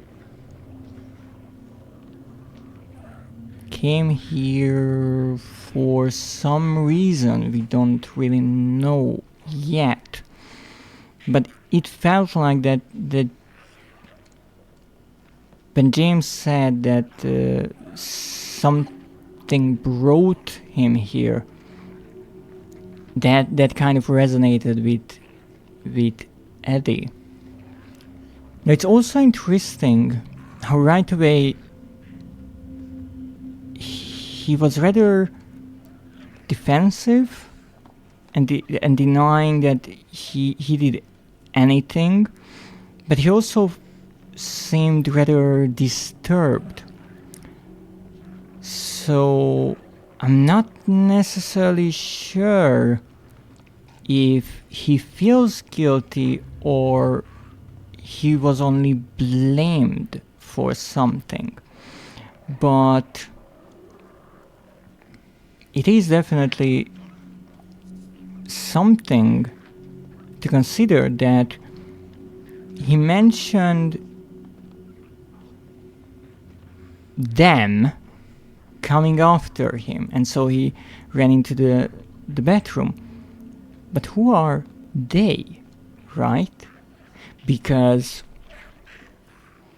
James met with these creatures. But let's not forget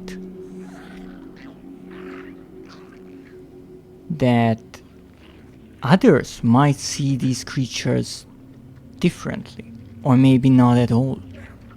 We don't know. We have never seen any creature while someone else was around who could confirm what happened. So this is rather interesting, but one thing that I not entirely understand is the mention of this man in the kitchen. Now maybe I just forgot about a body that we've seen. I mean, we've seen a body watching the TV as well. And other corpses were on the streets. But then I think Eddie said that he found the man in the fridge. So maybe there is a kitchen here that I didn't check. And that's what they were talking about. No, this is interesting that James mentioned this as something he already witnessed and saw, even though I didn't come here, but I guess that is just because the cutscenes are somewhat static in a way, and you, I'm assuming, can check this place before going to that bathroom. I just chose to go there first and check around the apartment later. Have you fisted any holes lately? Rather specific question you have there, but actually yes. I found in it a number 2 button and plenty of flashy noises. I would not like to share any more details at this time. Ugh. No comments from James. Ooh, pizza! All Stars pizza.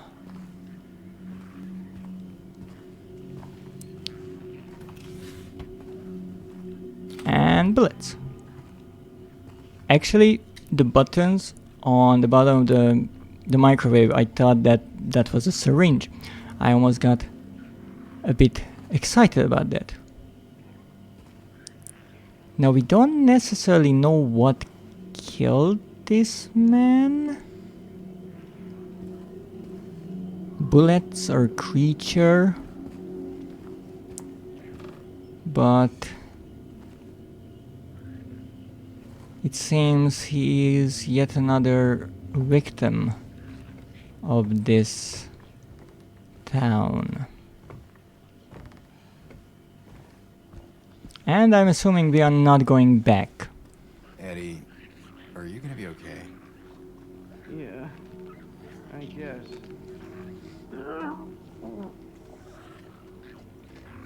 I mean, at least we don't have to see that.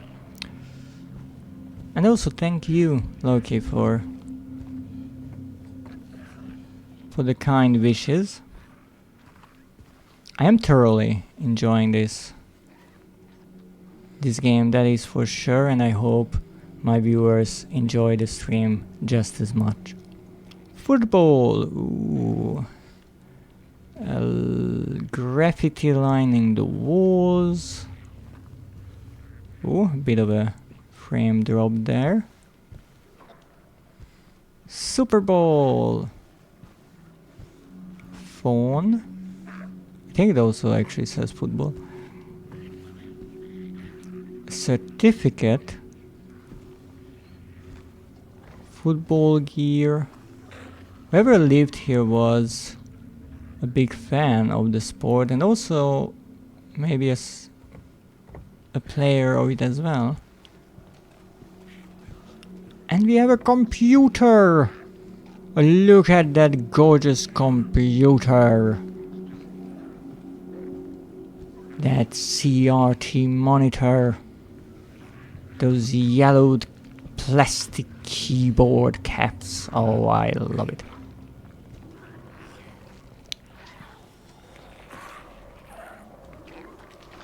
And this seems to be the outside area. Yes, with the pool that we saw earlier. Now, there seem to be quite a lot of creatures out there, and I'm not thrilled about that. And I'm not sure if I can come back. Because if this is a one-way road for us, I do not want to fight 3 of these creatures at once. So let's try to be a bit more sneaky about this and get maybe 1 out of this equation. Also, I'm just starting to notice that James's aim is rather shaky. or the least not really stable.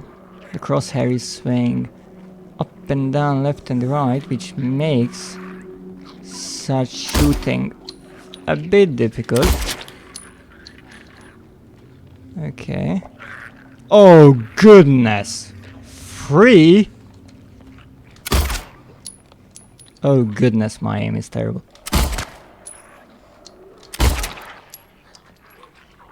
I think it takes 4 bullets to kill one of these creatures.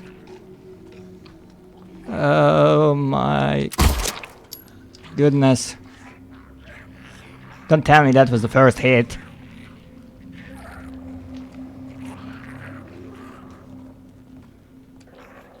I think it wants to get here to me, but it can't. It's kind of stuck in that pool. So we have one creature there that I can get rid of, hopefully. And it seems we have 2 of them there. And they are surrounding that red thing, whatever that is. Okay, let's try to do this. Okay, I think that was a hit. Okay, maybe I'm getting better at this. Just have to be patient. Oh, come on, could you get any further away in the corner? That wasn't a real question. I'm not sure if that was the same one that I got previously. But hey, damage is damage. Even if spread amongst them. Oh, that was a miss. There is a slight delay, or at least I'd like to say, but maybe it's not a delay, but just their unpredictable movement making me miss. Alright, get in the crosshair. How the heck did I miss that? Okay, I don't want to waste more bullets, to be perfectly honest, so here we go.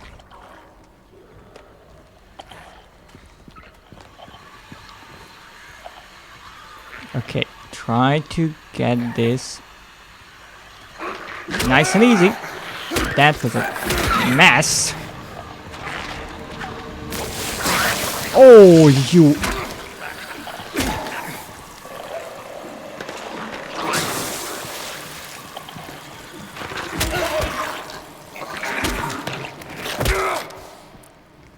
Okay, that was not how I envisioned it. Oh goodness, there's even more of them.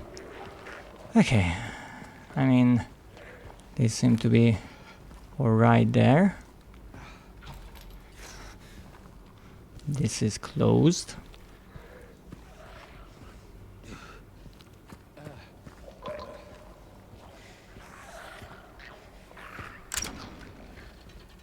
Oh, lovely. Where the heck are we?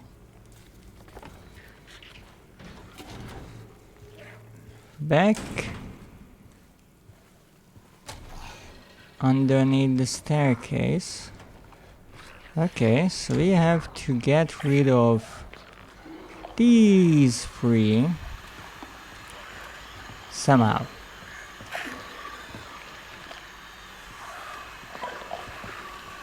Now I have a feeling, and I might be wrong here, that the ones in the pool cannot necessarily get out. So I will try to get to that one. Hopefully the ones in the pool will not try to puke on me. Finally a stealth kill.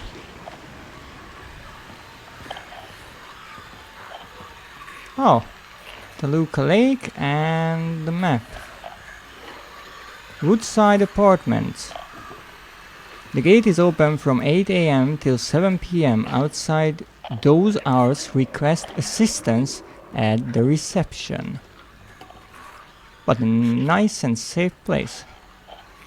Now, we have to get rid of you somehow. And I have a feeling that you are painfully aware of my presence. Press X to jump down. Why do you think I'd like to do that? Something interesting is this one, the closer one, seems to be bleeding. I'm not sure if that is because I shot them or something else, but I guess here we go.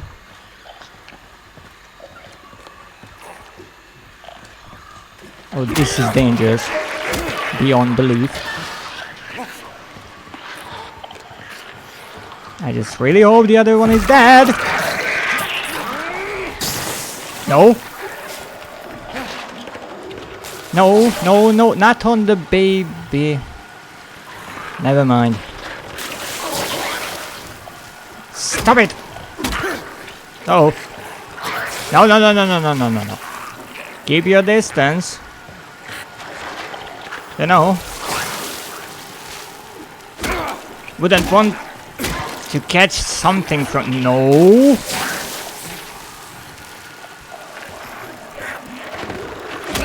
Oh, look at that. The kill shot there.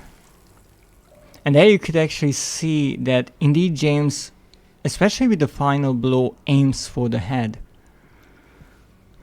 Okay, I mean... I guess I kind of did decently here. And now we can look at whatever is in here. Oh, a coin with a snake and a flower. But if these coins have two sides, that would mean the puzzle might not be as simple as I thought. Also, I totally did not see that this corner was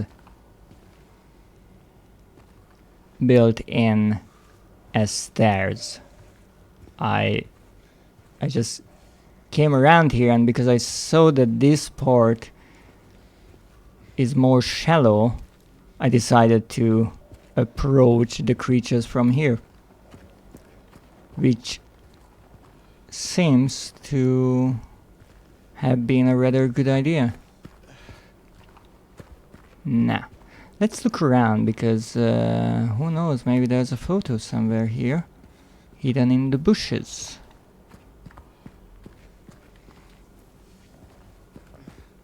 Or perhaps something else, who knows.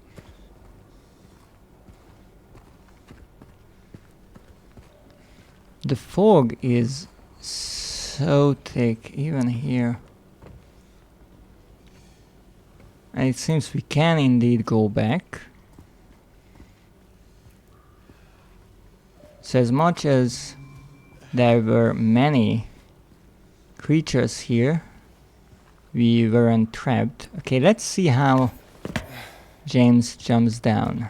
Well, that is an interesting jump. Not how I would jump into a pool full of deadly creatures, but I also saw this one. Little jumping game you might recognize, but this one leads from hell to heaven. Rather sinister, don't you think? Well, I guess we are kind of done here. We have 2 of the coins, meaning we only need to find 1 additional coin. We are not doing too well with the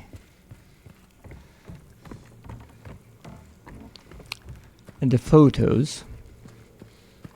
Well, if all the photos are in this apartment building, that is. Now, if I'm not mistaken, and hopefully I don't, then we just have to go around here on the second floor. Obviously, I went the wrong direction right away. And continue our exploration. Now on the third floor. And now we finally know what we saw from here. Even though I did not see the creatures. Maybe they appeared later on, or I just didn't notice them. And yes, this thing did get me a bit concerned while I was running. And then I realized, oh, that's nothing dangerous. Well, I think nothing dangerous. Anything can be dangerous here. And it seems we ran out of save slots. Let me see. 1, 2, 3, 4, 5, 6, 7, 8, 9, 10. We get 10. Let's save.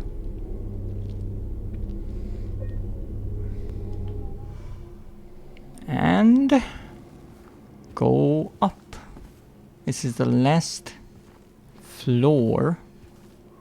Now, I'm not necessarily sure why we would want to come up here, because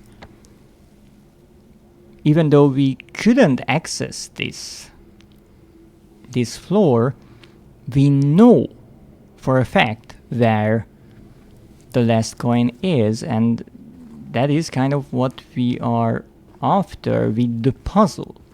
Now, it is also true that if we want to leave this apartment building, we have to leave through the door or gate that we actually saw just outside. And it had the little sign that said when the gate is not open outside of those mentioned hours, you have to ask for help at the administration. So maybe the key for that gate is in that coin case, and we will have to solve it to get to Rosewater Park. So let's explore.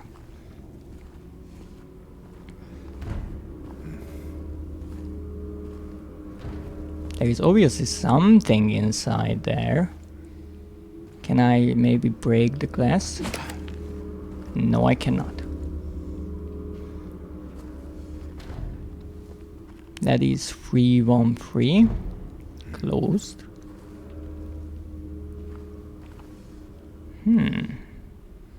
What's that? But this floor is under renovation, as you can see.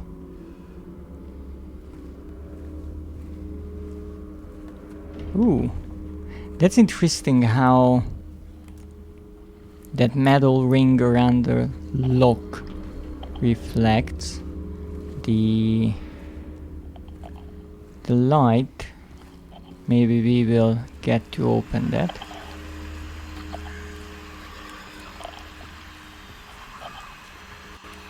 So the question is,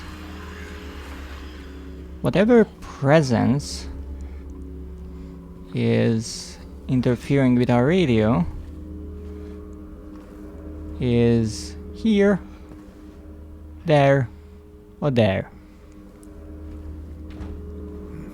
Well, seems like not here. Okay. Well, let's explore one area at a time. And let's see if there's anything here. I don't know why, but even the furniture being covered with these white sheets is rather unnerving. It seems I cannot get through that door. What was that? Oh, that's just brickwork. I see something red and right away I'm assuming it's blood. Silly me. Well, I cannot get through here. So... through the wall we go. Oh.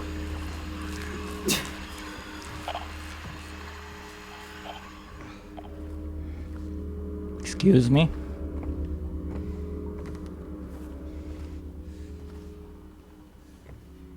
Did that creature just walk away into that room, which seems to be a dead end, so I have a feeling that they are hiding behind this wall, which wouldn't be the first time. When I entered one of the apartments from the balcony, they were doing something similar, but I thought they wanted to get to me and the wall was in the way. Haha! Dodged you! Goodness! It seems they really think, in a way. They are not— oh! Couldn't see them. They are not stupid at all. Oh, I was dodging that. Goodness! I have to admit, fighting these creatures is not easy. It's rather brilliant how complex they are with their movement. But something else is the end of their legs.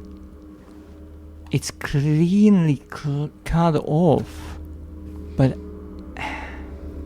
I'm not sure if that is just flesh. It almost seems like it's a metal piece. Okay, so what I have to do is dodge after every move of mine. Even if I can't see them, which is often.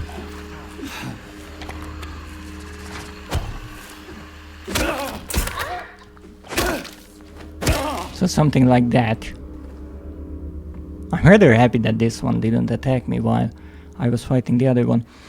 But indeed, there is a strategy to facing any of these enemies. The ones that puke on you, you can kind of run around, but these ones are a bit more less predictable actually, and they are quicker, and they also have multiple moves that they can attack with. Now, that is not to say that the other creatures were simpler, because even those could puke on you, they can headbutt you, they can run up and attack you like that. But these ones are rather dangerous for sure, especially because they hide to ambush you. And I mean, look at them again. They are tiptoeing around, which I was trying to look at before I got hit in the face. Uh oh, they are jumping. You have to get their rhythm right. As you can see, they can hit. No, they can hit hard.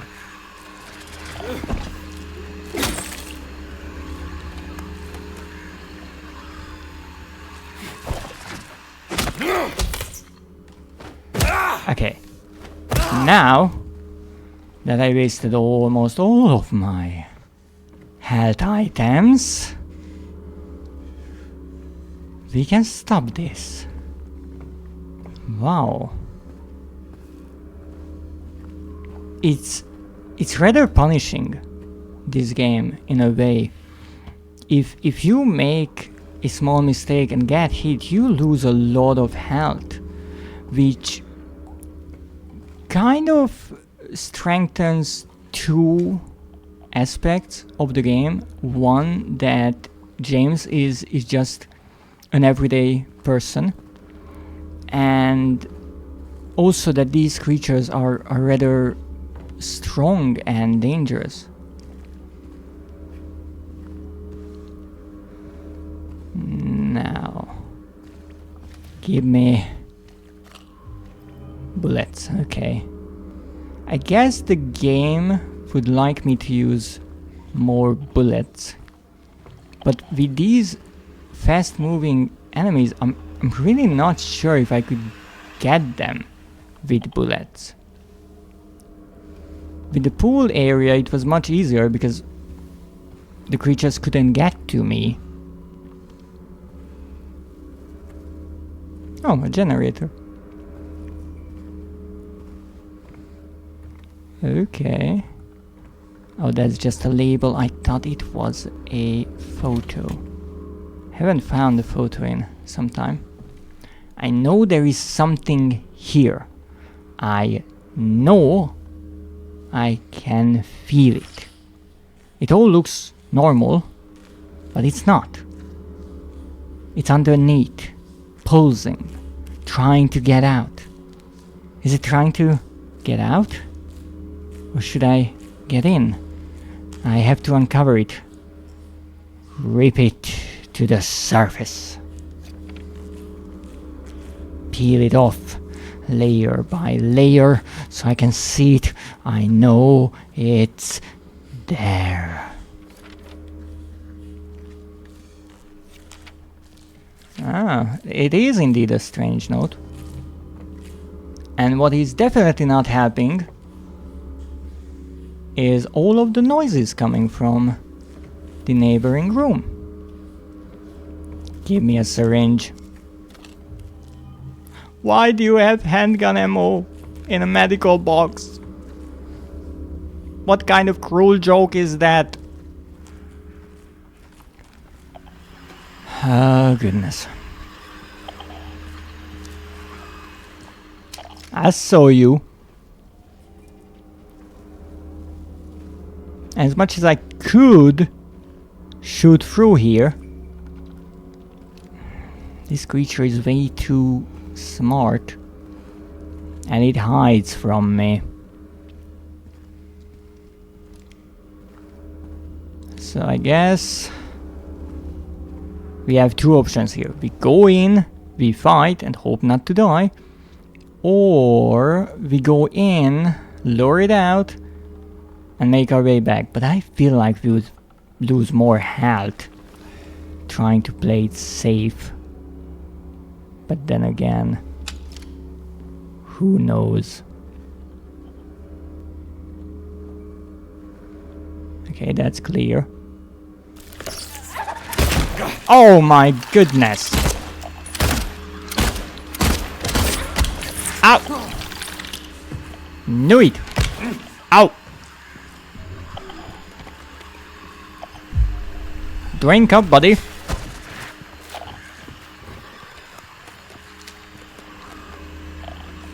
Wow, such brilliant placement from the developers. I really thought this is clear. Okay, we can move on to that part. And it was hiding right here, and they really press up against the wall, so it's difficult to notice them. That was my last health item. Not good. And you might have noticed that it flashed that I have no syringes because I pressed down the button and I kept holding it down, which is actually activating the syringe, not the health drink, but as you might know, I do not have any syringes. Now here's my question. You could... Oh, that's just the curtains. You could break the windows of cars to get items. What about these? You can break these, so maybe you could find items in these cabinets. Okay. Not thrilled about these noises. Where am I? Oh, this is the courtyard. Okay. Oh, goodness.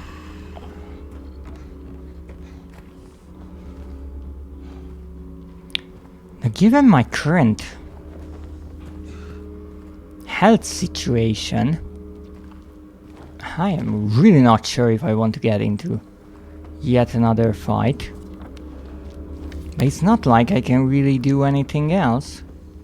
I could back down a bit and explore or re-explore other parts of the building, maybe find something that I missed. But there is a medical kit there. And we can reach that if we make it out alive of this place. Okay, now I have to be extra careful. They can be anywhere.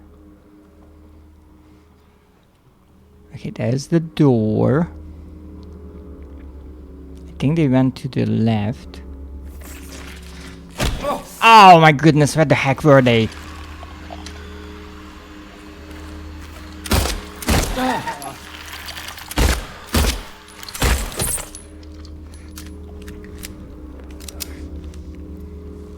Wow. Okay, now we are in a bad position.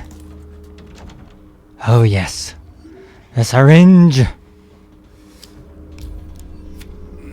I thought there was something in there, and that's again just the curtain.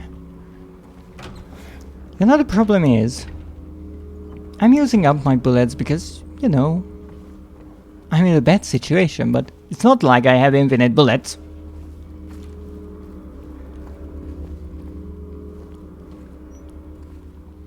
And at this point, I'm wondering if the developers intended for all the enemies to get killed, or the player should just run around them at times. But to be perfectly honest, if you are looking around, it's not like you can really leave them behind. I was wrong. No, I hasn't. But I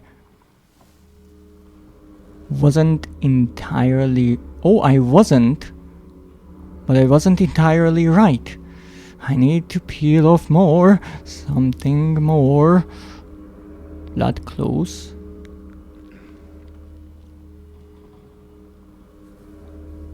Okay. I was looking outside, but it is in me. There's someone inside me. Well, we went from strange note to sinister note. Lovely.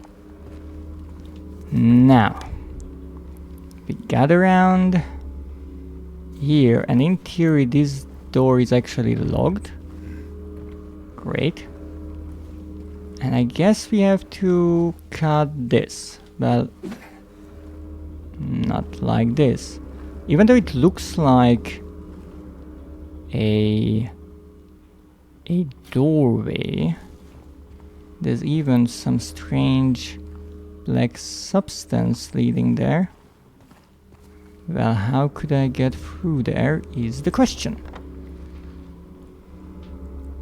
Because other than that, we are kind of stuck here. We don't have any other way. Or maybe, just maybe, I'm forgetting about something. This is a terrible idea. But what can I do?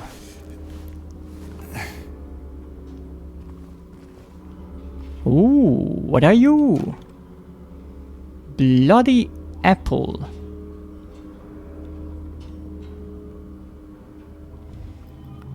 Canned juice. Oh, I know what this is. I know exactly what this is. But that's bullet.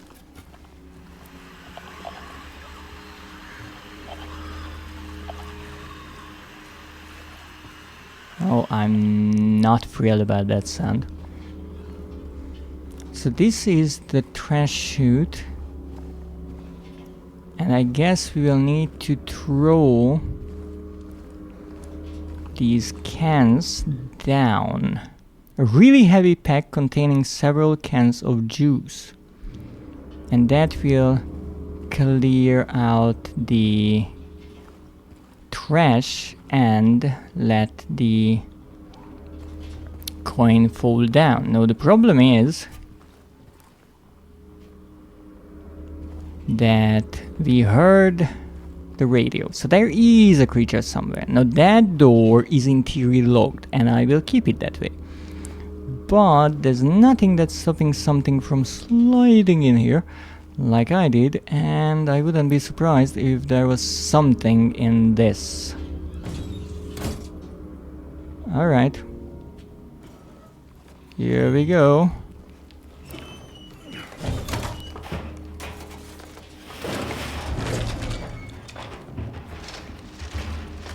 This is rather clever. Oh, there's the coin.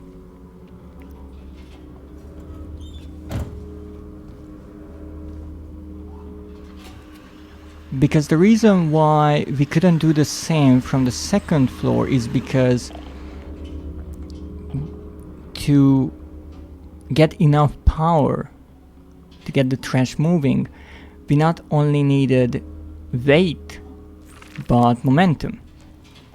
And so this way we had a longer fall for the cans. Now, was that one of the washing machines making that noise? I'm not sure. Clogged chute, yes, that was. Okay. Now I can go back here or go there. Okay, I will look back here. Even though I honestly hope there's nothing here, because again, we are not in a good position here. Okay. It seems this is still empty, just the way I left it. Which means there's something on the other side of this door, which is concerning because I've also been there and I left it pretty empty.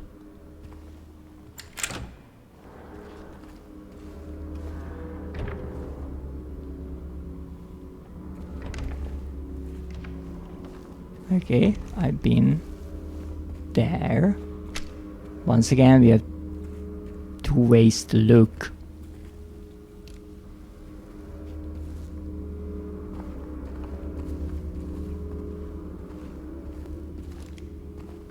We cannot go there, which is strange.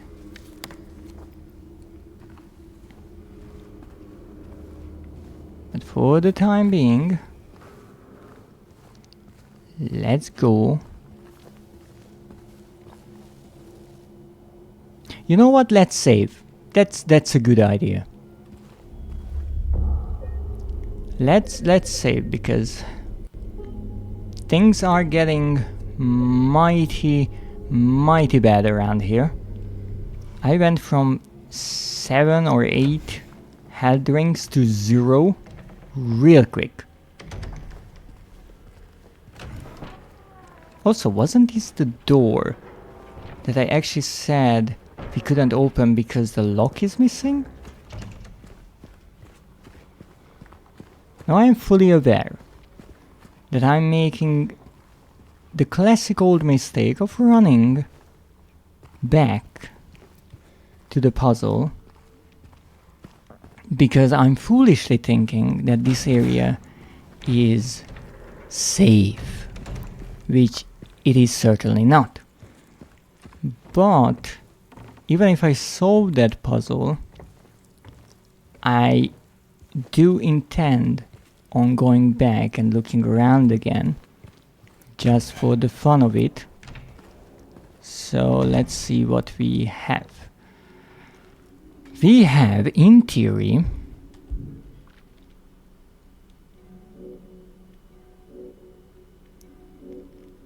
two of the coins, the third one being not on that courtyard, but this one.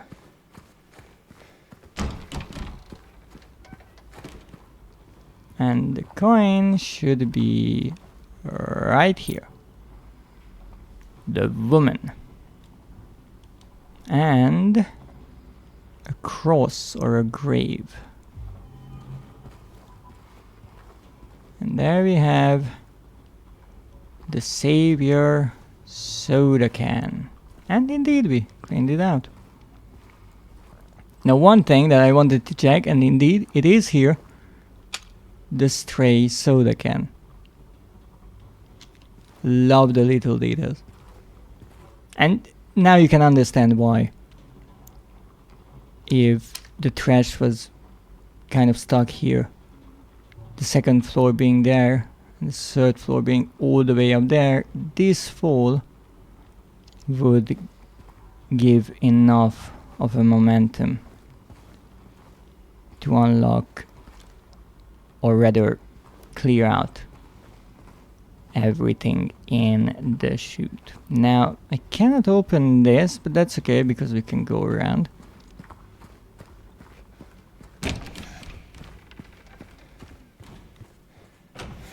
And we can solve this puzzle, hopefully. Alright. 3 bright coins in the 5 holes B. I'm not sure how bright those coins are. Maybe we will need to clean them up, but they seem pretty bright. First sits the maiden underneath the tree. So I said originally that there will be possibly a coin with a woman or a maiden on it who will be placed here. And indeed there is one. The wind from behind the maiden doth blow. A beautiful flower alone has to grow. So that can be here or here, because it says from behind. I would say here, even though we don't have a flower. We have a snake. And here comes the man, so sleek and so fine. In the pale moonlight his eyes doth shine. Now the moon is on the left, so I assume the man is here. And I was correct about the two facing each other. But here's the problem. The flower. We don't have a flower. We have a snake. No, again, interesting little tidbit. The words maiden, flower, and man are written with a capital letter, even though they are in the middle of sentences, giving you a slight hint. But I only have the snake. However, I do get an option to rotate.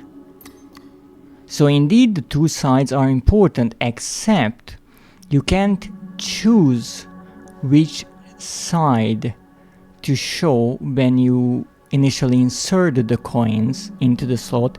You have to place them and then you can turn them. And here is the flower. And nothing happened.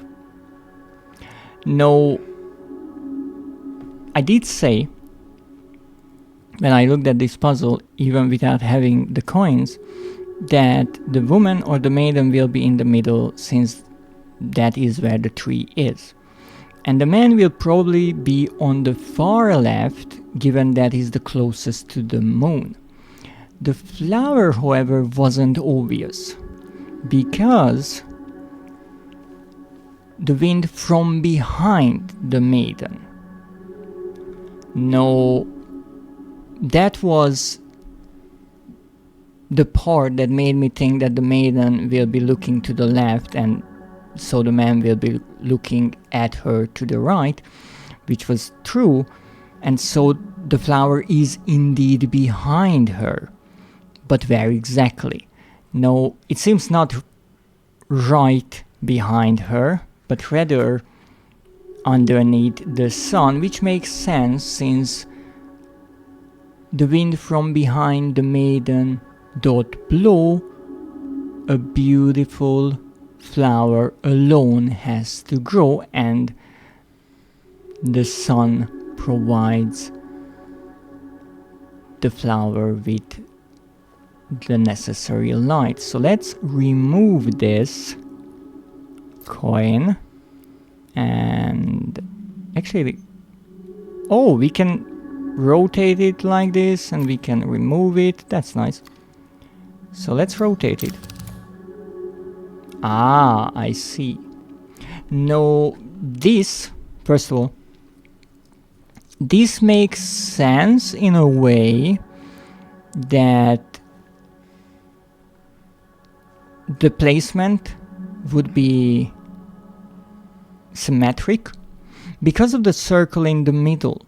Now there is that hole or button up the top, which I'm still unsure of what it is, but maybe this circle will open up, and so we cannot necessarily place coins in those empty slots because they would stop the mechanism from working, or maybe this entire panel will open up, who knows.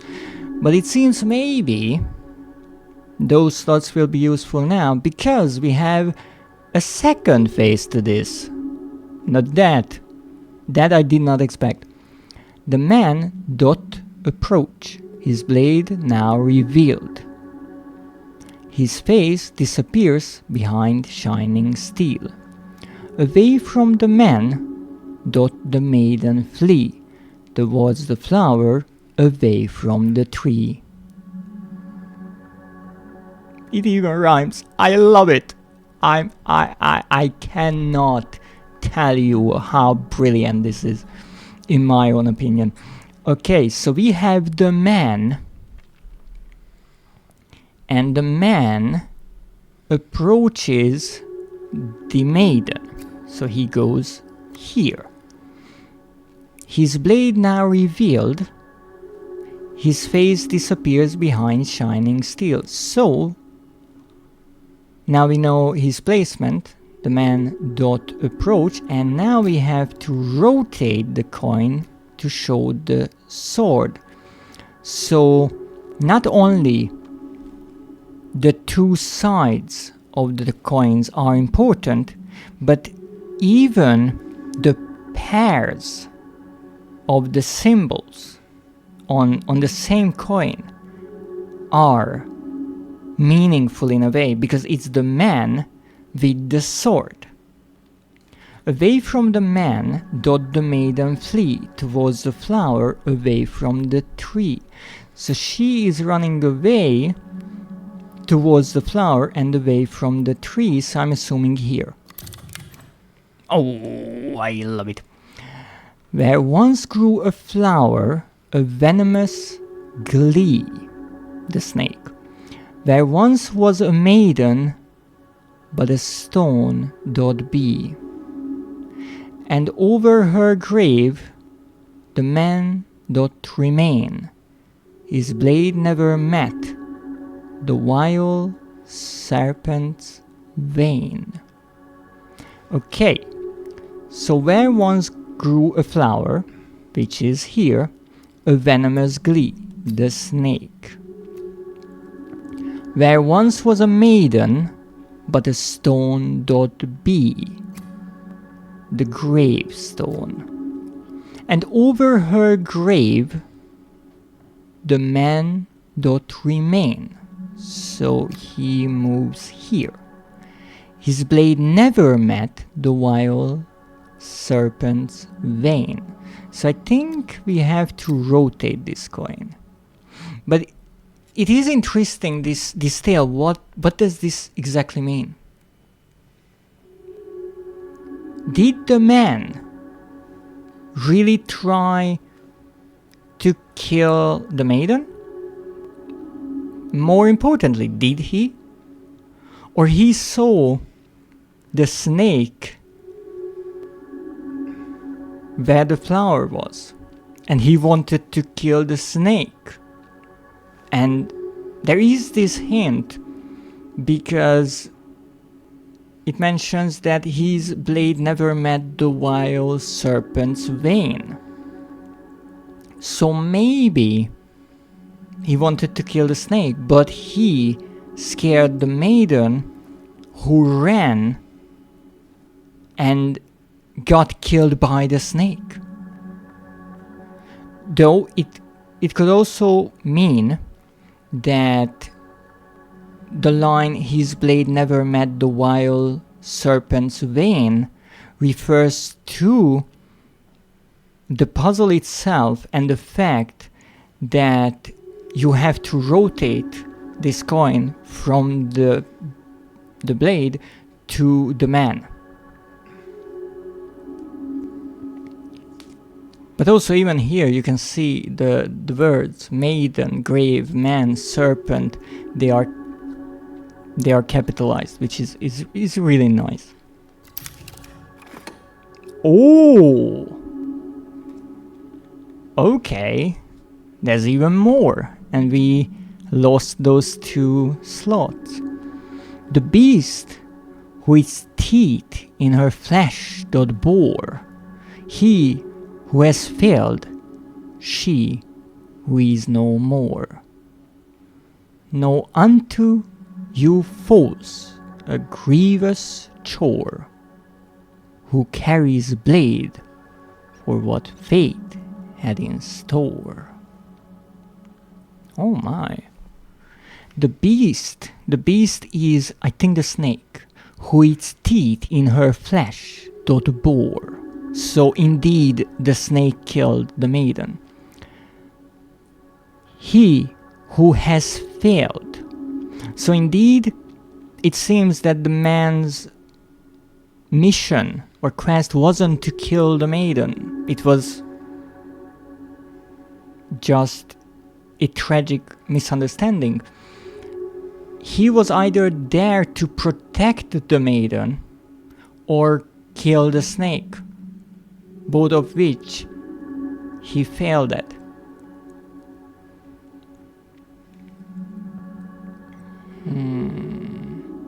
Know unto you foes a grievous chore.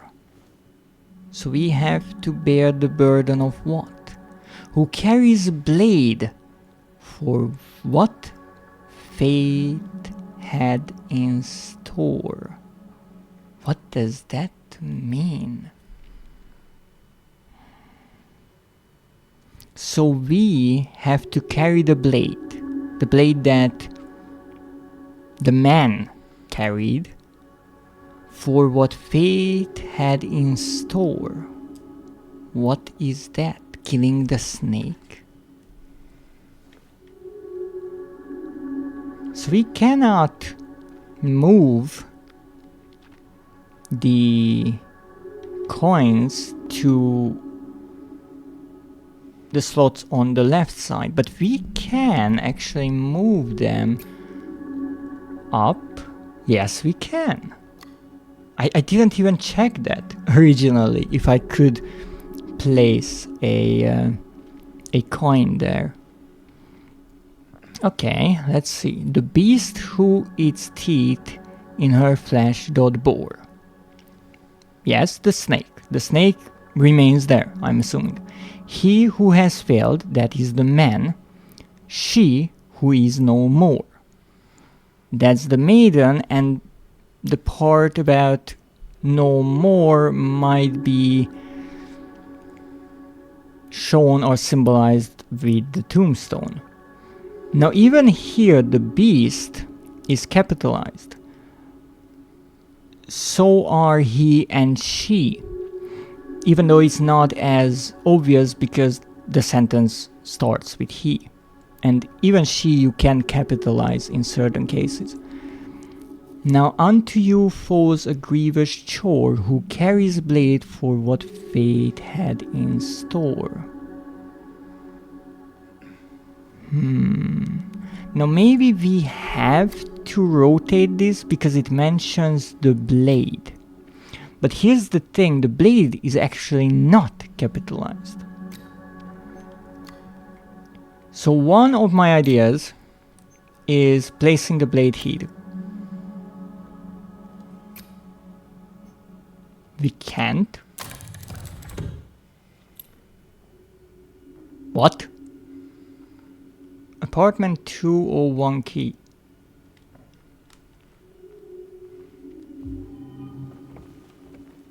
So we had to move the man up. So I was right that the man is the important part, because the burden of the man is now passed on to the reader. But instead of turning to the blade, we elevate the man in a way. I'm not necessarily sure what that would mean, but I am fascinated by this puzzle. It's so clever, with nothing else but 6 slots and this beautiful wood carving and just this lovely poetry. They created multiple stages of this puzzle. I honestly thought when I first read the first part of it that I just have to find 3 coins and place them in the right slots and that's it. But it's so much more.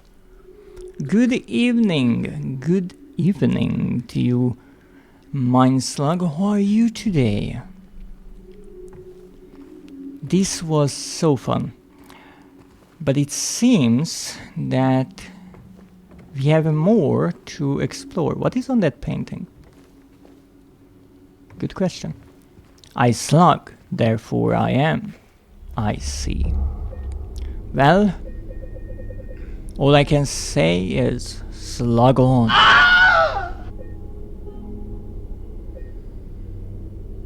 Okay, that might have gotten me if I wasn't on the save screen. But at least now I feel like the save screen is actually safe. Maybe that will change later on.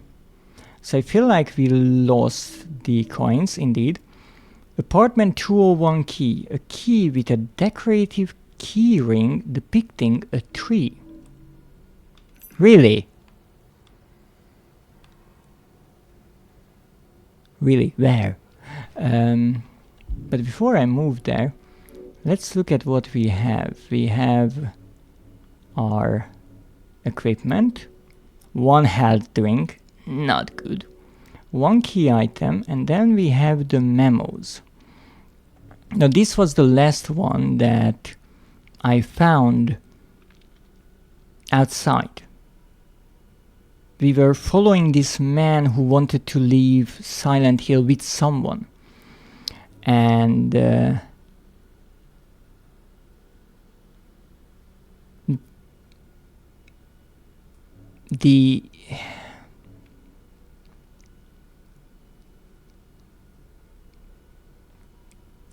notes kind of led us here. This was one that we found. The man wanted to leave town, and someone at the bar who wrote this said that they were not gonna let him drive in his condition.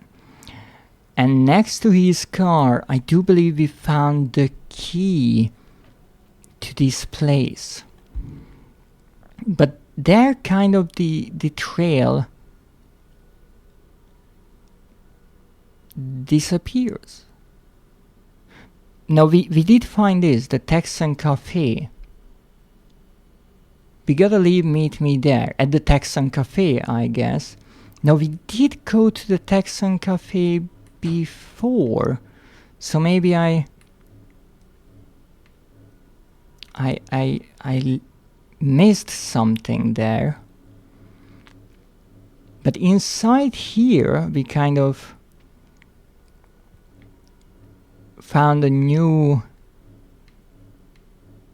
trail with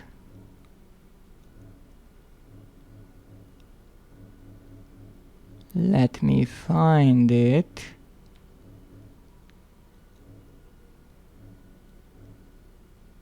Oh, it's here. Sorry, it has its own category. With these, now the administration note was about the gun, which was kind of a hint, and then these strange notes, something being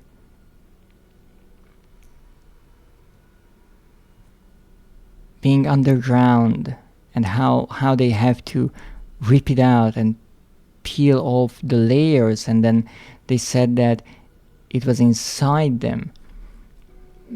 Good question what that means. And also we have 3 of these strange photos. But instead of finding the door to the exit of this building, it seems we found something different. Now the puzzle itself is marked as complete.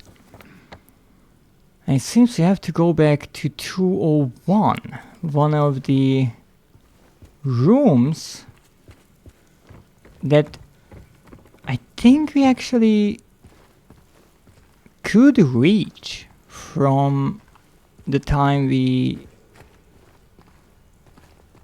got here. Nope. That's the wrong way.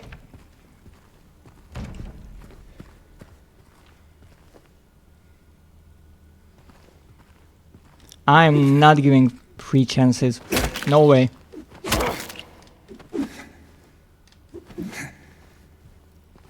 Okay. I'm 99% sure they will get up. I do remember a door with a tree on it right there, and I theorized that this has to do with the coin puzzle, because the similar tree symbol, but apparently it wasn't a part of the puzzle, it was its solution.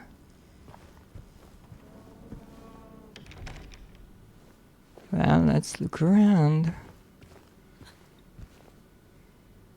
What was that? One solitary gasp. Wow. What a brilliantly unsettling sound.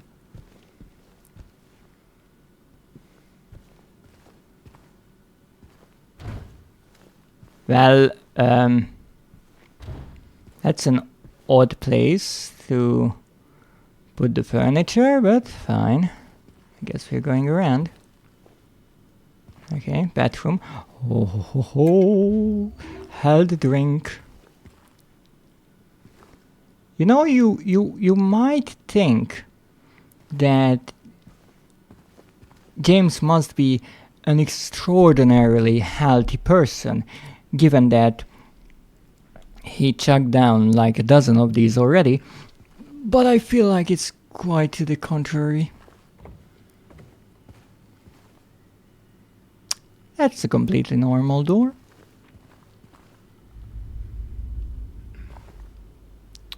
With strange sounds coming from. Is that writing on the note? No, that's not writing, that's... I don't even know what that is. Rusted corruption spreading here. Every time I see one of these, I feel like something will jump out because the doors are not properly closed, but I can actually see inside, so hopefully that is not the case. Uh-oh. What have I ran into this time?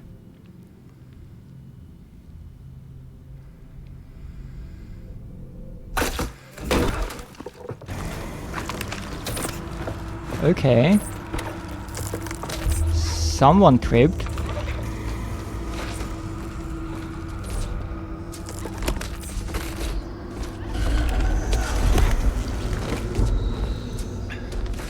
Yeah, it's a good idea to stay hidden.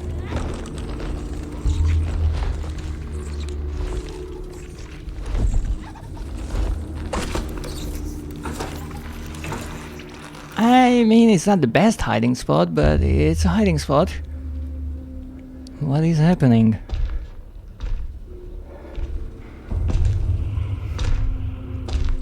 It seems he killed this creature?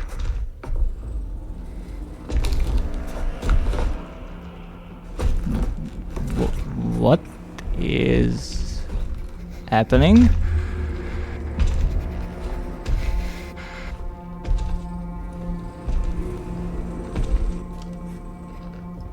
You know, that gun might be reassuring, but I don't think it would do much. But hey, that's a good idea. But let's not start something. Oh, such nice framing. Yeah, that was a bad idea. Also, why go for the metal pyramid? Oh, we are so screwed.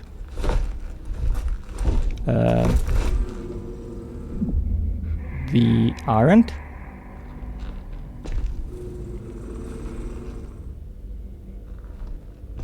Well, maybe he respects our choice of wanting nothing to do with this situation?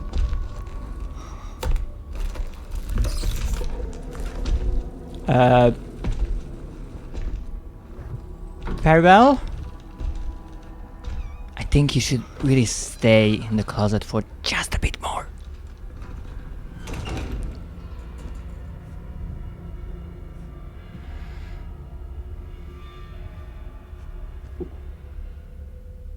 Yeah, that was a big gulp. Okay. That just happened.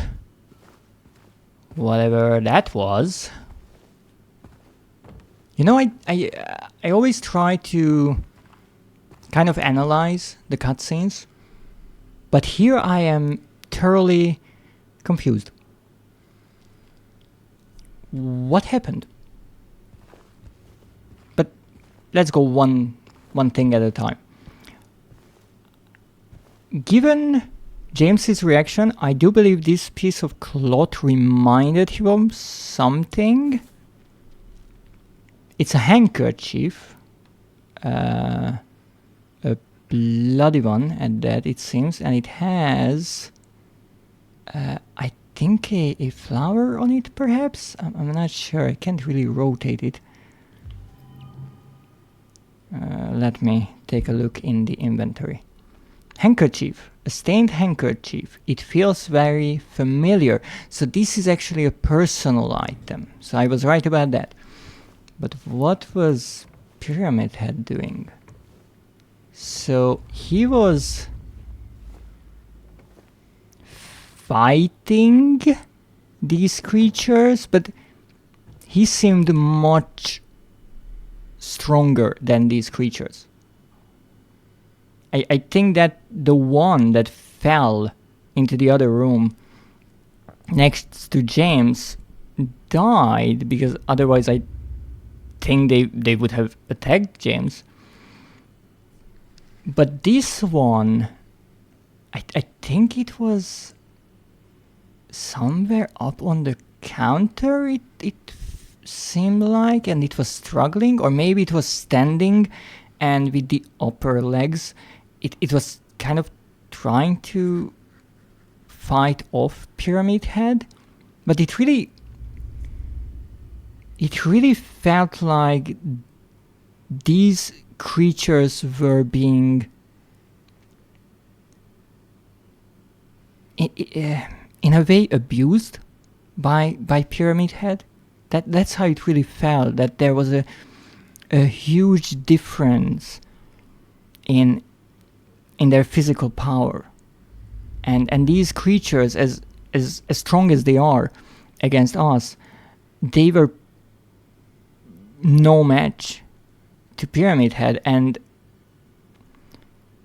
that actually sets up Pyramid Head as a considerable foe in many ways, because I can barely fight off these creatures.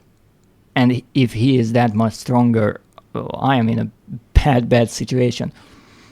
But also it paints these creatures once again as kind of victims. And I mentioned this with the creatures outside on the streets, that they, in their appearance, their movement, even their behavior, they really seem like to be in pain and restricted, and they fight to defend themselves. And in this cutscene, it felt a lot like that with these creatures as well, except here they were apparently in danger and fighting against Pyramid Head, and they were killed. Now, again, it's a good question. Who is in the right and who is in the wrong, in a way? Because with James, we see these creatures and they attack us even if we don't hurt them. I tried that, but I have this theory that it is maybe kind of like a misunderstanding, a bit like with the tale of the puzzle of the coins, that they perceive James as an enemy, as someone dangerous, and so they attack us and we kill them to protect ourselves. Now here it's a good question if something similar happens with Pyramid Head, if he is incorrectly perceived as an enemy. But at least in this cutscene, with how he kind of overpowered these creatures, he seemed much more sinister. I can't necessarily say that he seemed to have enjoyed this situation, because we don't really have facial features or expressions to read. But he was in control of the situation entirely. And these creatures to him kind of just looked like toys and fleshy playthings, which is disturbing. And again, so much storytelling is done through cutscenes purely visually. I don't think in the entire cutscene one word was uttered. But the one thing that interests me greatly is the strange movement of Pyramid Head. I can't quite understand what was happening there. Like, he wasn't fully here. He was disturbed somehow. But the way he stood there in front of the wardrobe, that's interesting, because right away I thought that, well, he didn't see us. It's just the old horror cliche of bringing the monster close so you think that they saw you and give you a small heart attack, but then they just turn around. But here, that is not the case. Just like how we could see through the wardrobe, I think he could as well. Or I'm not sure if he can actually see, because he's lacking any eyes as far as I can see. However, he clearly could perceive James in some way. He knew that he was standing there. And obviously James gave away his position and gave up his hiding because he decided to shoot him, which is a mistake in a way, but it's a human mistake. It's really that point that he was overtaken by fear, and the fact that this creature could, perhaps with one move, just reach through this flimsy door of the wardrobe and just possibly kill James with one simple move with his bare hands. And obviously James decided to kind of prevent that somewhat, as much as that didn't work. However, afterwards, Pyramid Head, without kind of any reaction, turned around. And again, that's really strong storytelling there, because that means that, much like the situation with these creatures, with James, Pyramid Head was in complete and utter control. He didn't turn around and leave because James shot him. Those bullets did nothing. In a way, he just showed his might, and he left James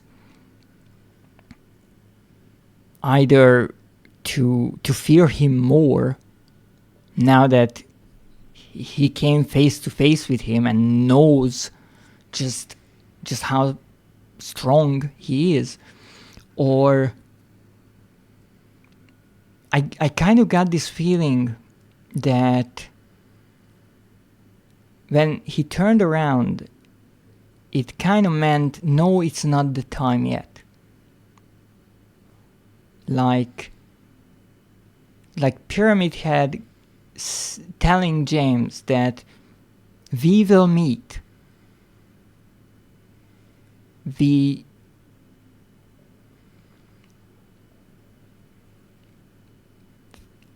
are to meet in this town, but not yet. And that's kind of playing into the idea of fate, like the fate mentioned in the coin puzzle, but it really felt like that. And what is really interesting here is the fewer words the characters say, the more you can theorize, the more you can think about, like, what just happened, what does any of it mean? And it's not only because of the lack of information provided to the player. It's because so much is happening and there are so many details. And those details had to be added to the game. And that's what makes it interesting. And I do have a feeling that I will not be able to go in there, but doesn't mean I won't try.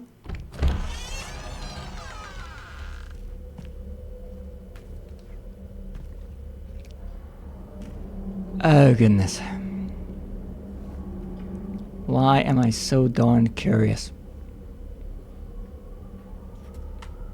I mean, it's a small step.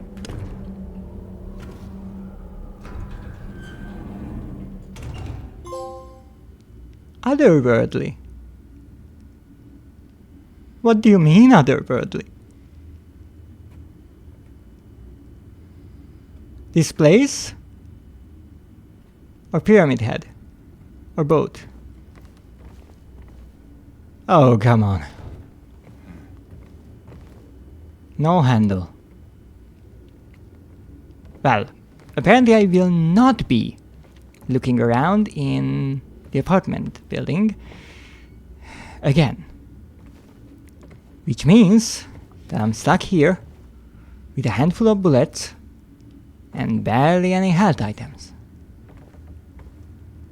But hey, if I get killed, I actually get sent back because I didn't save. Yet.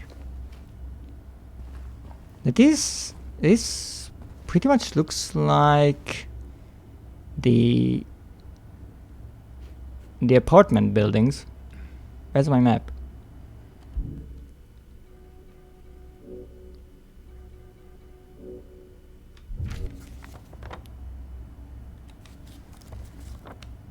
Oh wait, we are not in the building anymore.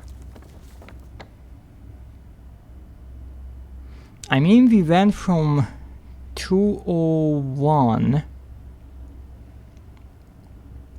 which is interestingly still marked with a locked entrance, to another nearby building in theory. So we don't have the map of this building, but it looks a lot like the apartment. And no, wait a moment.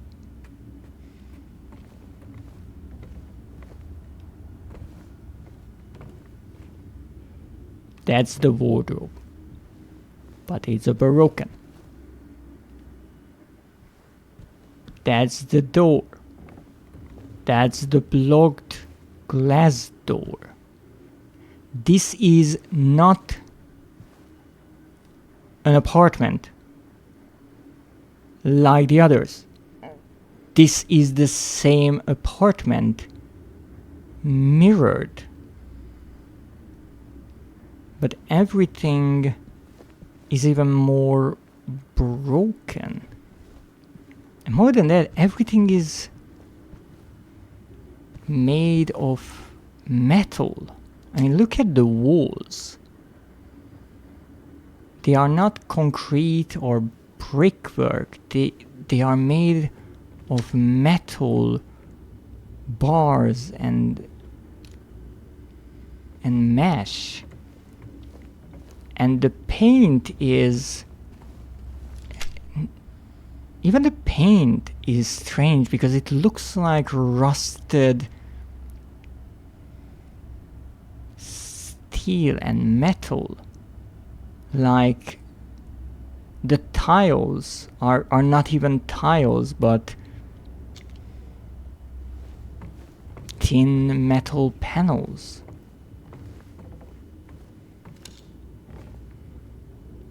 Indeed, this place is otherworldly. And look at that gorgeous painting. Okay, I guess we have one way to go. Did you really close? Of course you did. So... it's closed. So if I'm not mistaken, and I might be, then this building is the same as the one we already explored, except it is its mirror image, which would mean we can use the map backwards. Now, one interesting thing, however, is the fact that I do believe that we went to room 201. However, here on the door we have 208. That's the one difference. So we are in a different part of the apartment, but it's not right because I don't think this is how this place looked like. Look at all that rust peeling off. It's rather a brilliant style, and I knew this much about Silent Hill, how it uses rust and this brownish color quite often. It's so interesting. Okay, I think that is maybe a staircase entrance, except it's locked. And for some odd reason, I have a feeling that this will be important to me because, again, the light guides us. Blue Creek apartment. Okay, so this is a different apartment with 3 floors.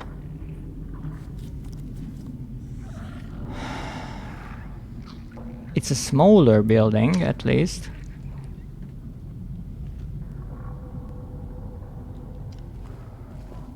Which is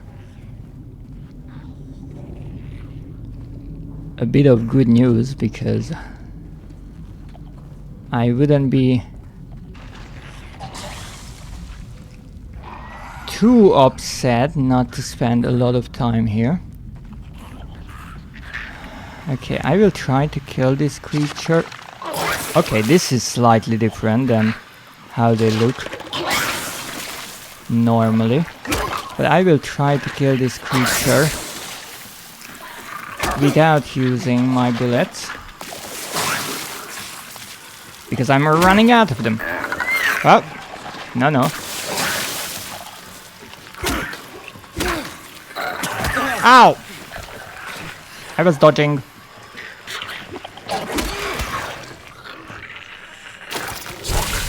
Oh!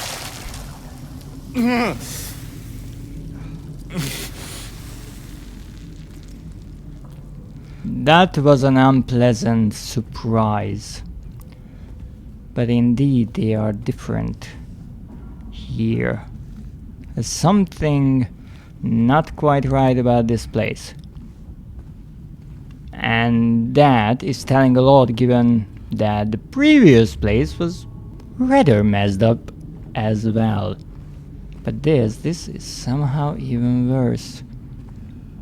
And in a way the world shows it. Everything is in an even worse condition. What room? Utility room. Oh, wrong button. Okay, let's see. Can I open it? No.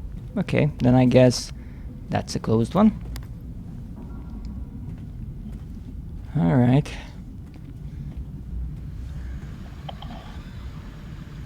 I do not like that shape in that wall. Especially because there's some kind of gas coming through. Okay, do we have anything? Also here, instead of the white sheets, we have these brown wraps. Plastic wraps. But I have a feeling I have to break this, so... Oh, I called it.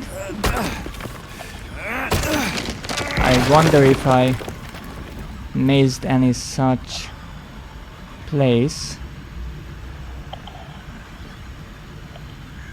up until this point in the game.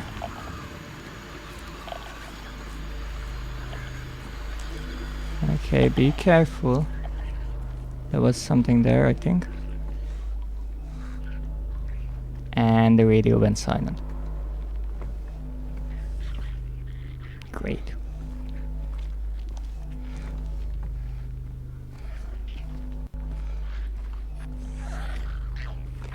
Okay. Maybe it went silent because the creature is there. But I'm not making assumptions.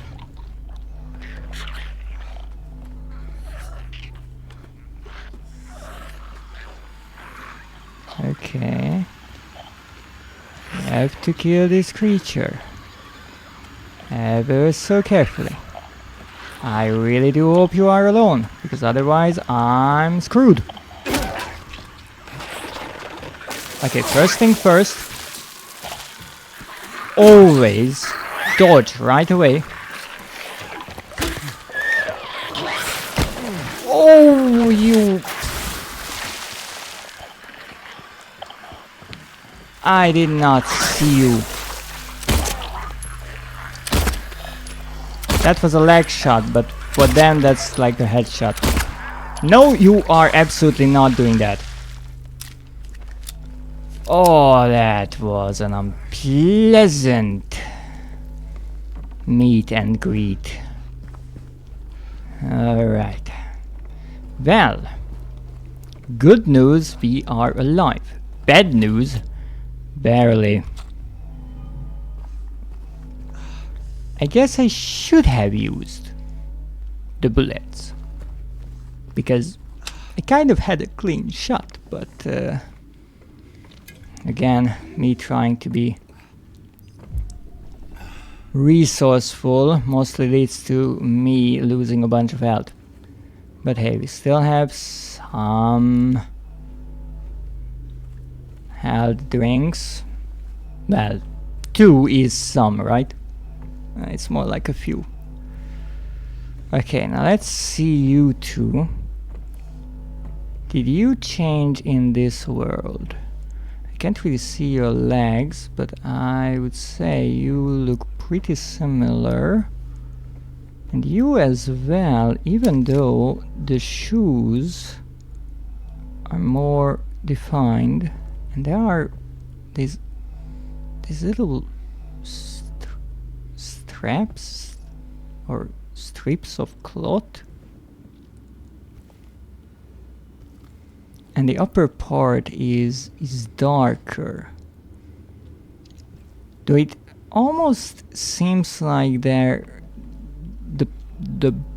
bile they are puking is also like a darkish green instead of just black. Also, what happened to this sofa? Now let's see what they were guarding so viciously. Cookies! No, I understand. Tea! They have tea! You know, this place is not so bad after all. I mean, they also have a coffee machine, but I'm not too big on that. Okay, that's where I came from? Yes, that's where I came from.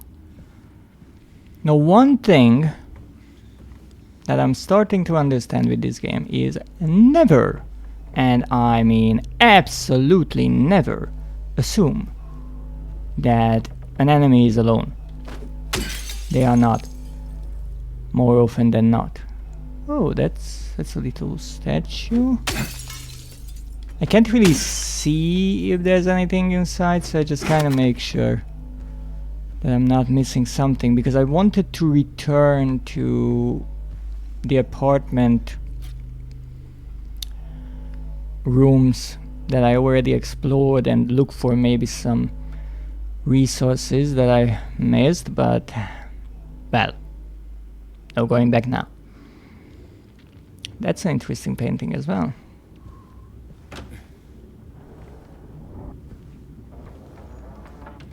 Now, before we walk out into the big unknown, let's check where we are. So we went around in the northern part. So we are supposed to go to the left. Okay.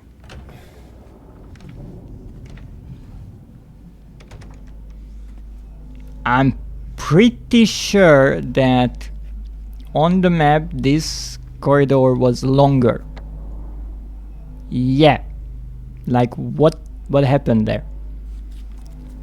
They just walled up the entire place. Why am I somewhat happy that that door was closed? Are those moths? At first I thought they might be some kind of a rodent, but they looked like leaves. Are you enemies?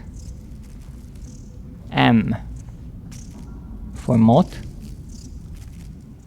I'm really not sure if I should go in there, but well, moths do like light, and they want to get in there, so maybe there's a save point.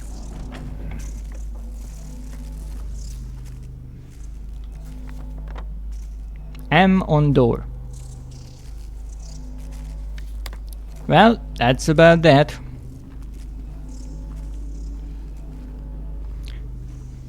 Okay. I mean, things can't really get any worse. Not even sure if I'm still in Silent Hill, to be perfectly honest. Or if yes, then I can understand why the other apartment building was considered to be rather good, because I mean, compared to this,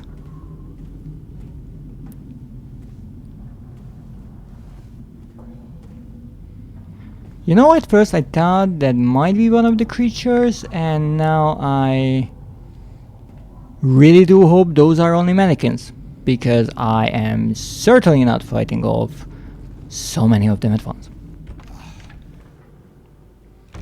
What was that? Okay. Stop with the self-closing doors, alright?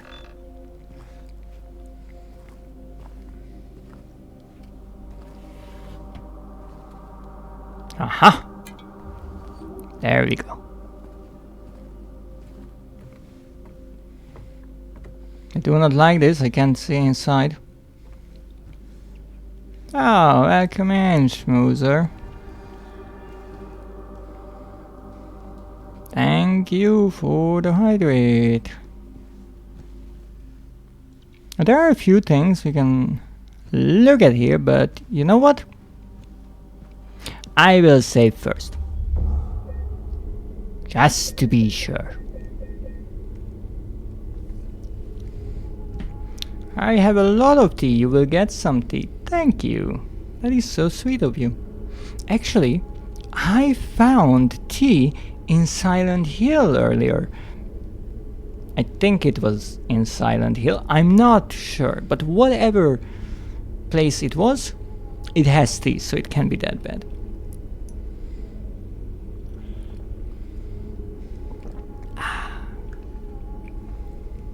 Anyways, tea time indeed.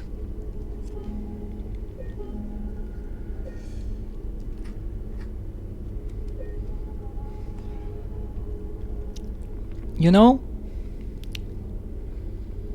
tea doesn't fix everything. Let's be realistic. But in many cases, it makes things just a bit better. Especially if you like tea. Nah. What do we have here? Henry fears Scott. He'll run from him and hide. He's fled to the west, to the other side. But here comes Mildred, with unknown intent. Scott lies face down, blind to her descent. Okay. Let's try to understand it. In the beginning, I thought Henry might be a child. And Scott might be like a stepfather. I'm not sure why I thought that, but the idea that Henry fears Scott and he'll run from him and hide sounds more like a child. He's fled to the west, to the other side. Now the west might be the west side of this apartment, but the other side, I'm not sure what it might mean. One thing it could be is the other side of this building. Oh, Nakio, welcome in. Thank you so much for the raid. Hello indeed, what were you doing? And while I try to get the shout-out working, welcome in raiders. To all those who might not know me, I am the Dreadist, a monster researching horror and dread right now in the brilliant remake of Silent Hill 2. It's my first time playing and I am thoroughly enjoying it. Raid! Ooh, I see you are not holding back, throwing out the goods like that. Let me see, you last streamed Wild Hearts. Oh, you. Give me a moment, I need a tea.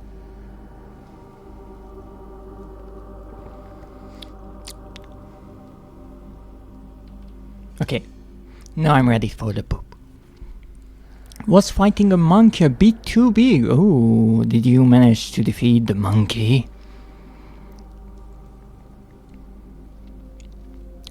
No, before we get into any monkey business, I do want to say, if you or any of the wonderful raiders need to raid and run, I more than understand it. I know how exhausting a long stream can be, but if you have a moment, please do share how the game went, and to all the raiders, if you'd like, feel free to join the chat or lurk in the background. I greatly appreciate both. Yes, for the third time, and the story only. Oh, took me 30 minutes to defeat him, but I do believe Wild Hearts is kind of a Souls-like game, so a third try is not bad. I played a bit of Elden Ring, and let me tell you, if I got through a boss on the third time, I was feeling like I was really good at the game. Also, if you don't mind me asking,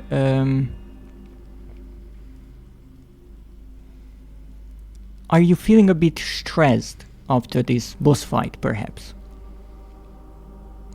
Monster Hunter like to be more exact. I still don't like the idea of these games hunting monsters. Maybe I'm biased. Yes, well, I kind of figured, because the first thing you did after raiding is start booping my nose, and I'm starting to think that you treat my nose as a sort of stress toy. Gotta hunt them to survive. Oh, I see.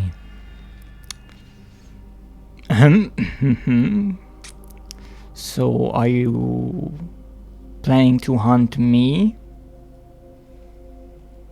Anyhow, gotta go eat. That's a great idea.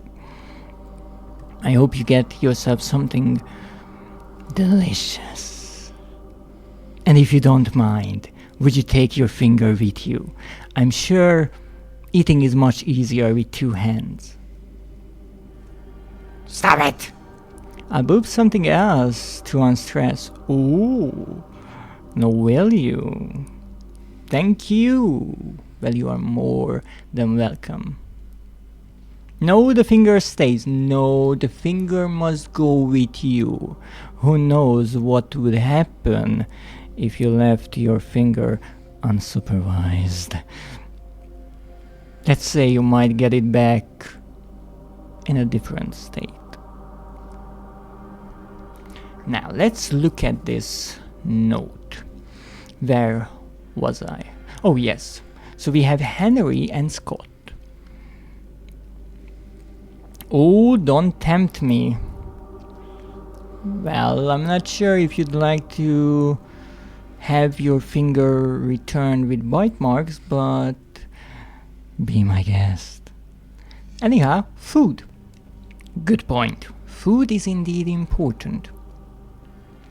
Even though, for James, his diet mainly consists of health drinks. I'm not sure what is in those health drinks, but I feel like he might be overdoing them a bit at this point.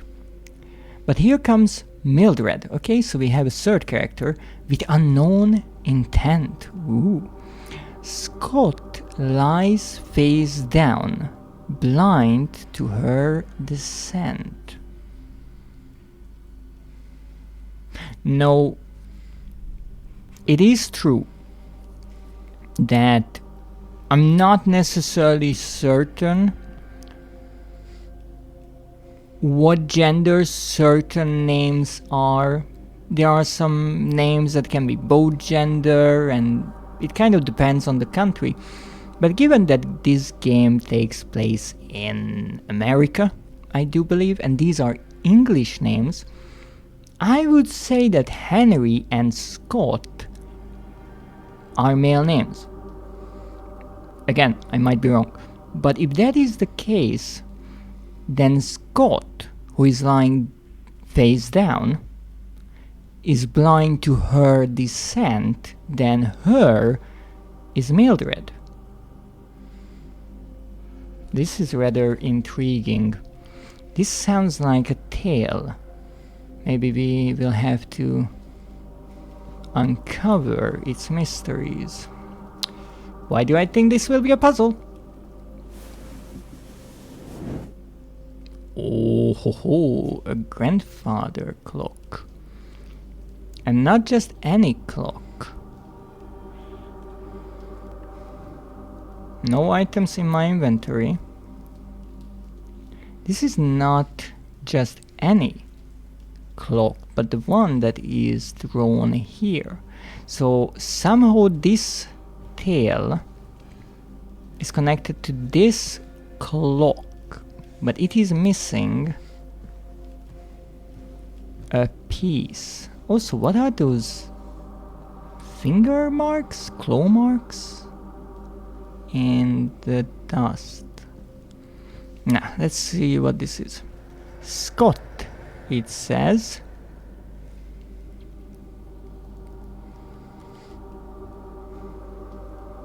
Okay.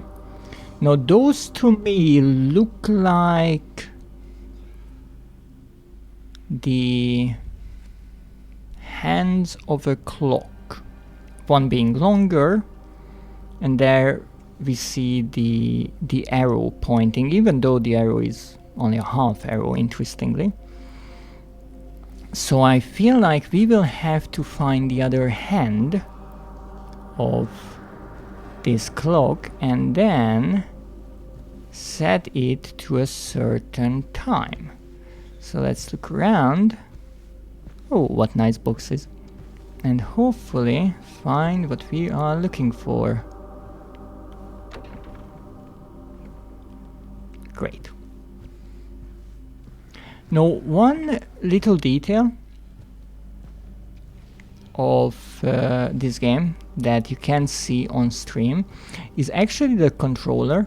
If you know how a PlayStation 5 controller looks like, there is a transparent part surrounding the touchpad in the middle, and there are LEDs or some sort of light behind that transparent part, so you see a kind of ring of light around the touchpad, and the color of the light changes based on James's health. So it can be green, a yellowish orange, and red.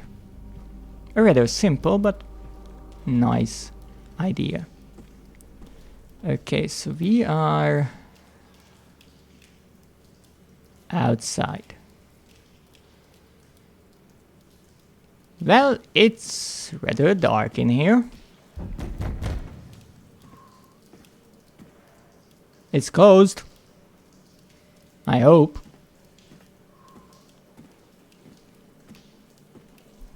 Alright, so we have a door with the letter H.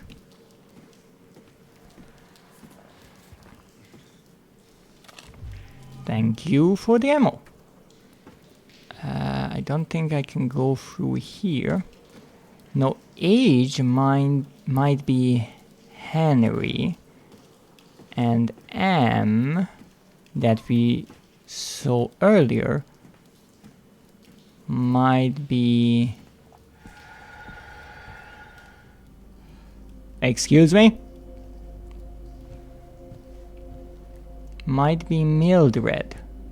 So the third door with a letter will have S written on it. At least that's my guess.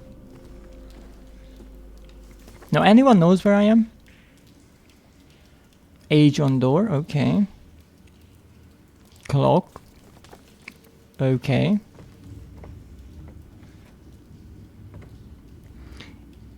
I have to say this is a rather intriguing part of the game, because it's equal parts exploration for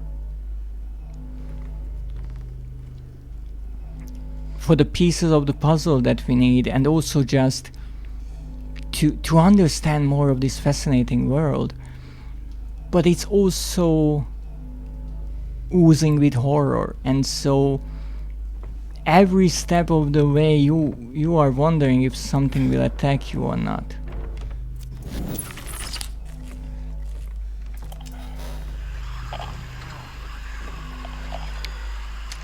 Oh, I saw you move there.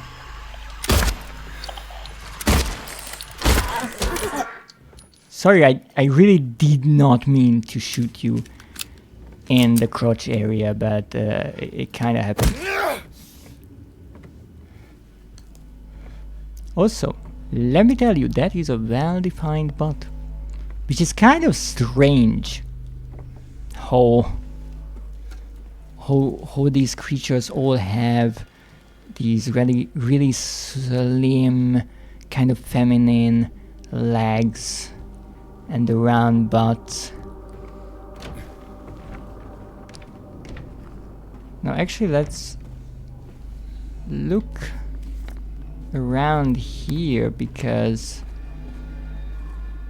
I entered that room and then went out to the balcony, but in theory we can reach the same spot here. This is the staircase, which we will not be reaching.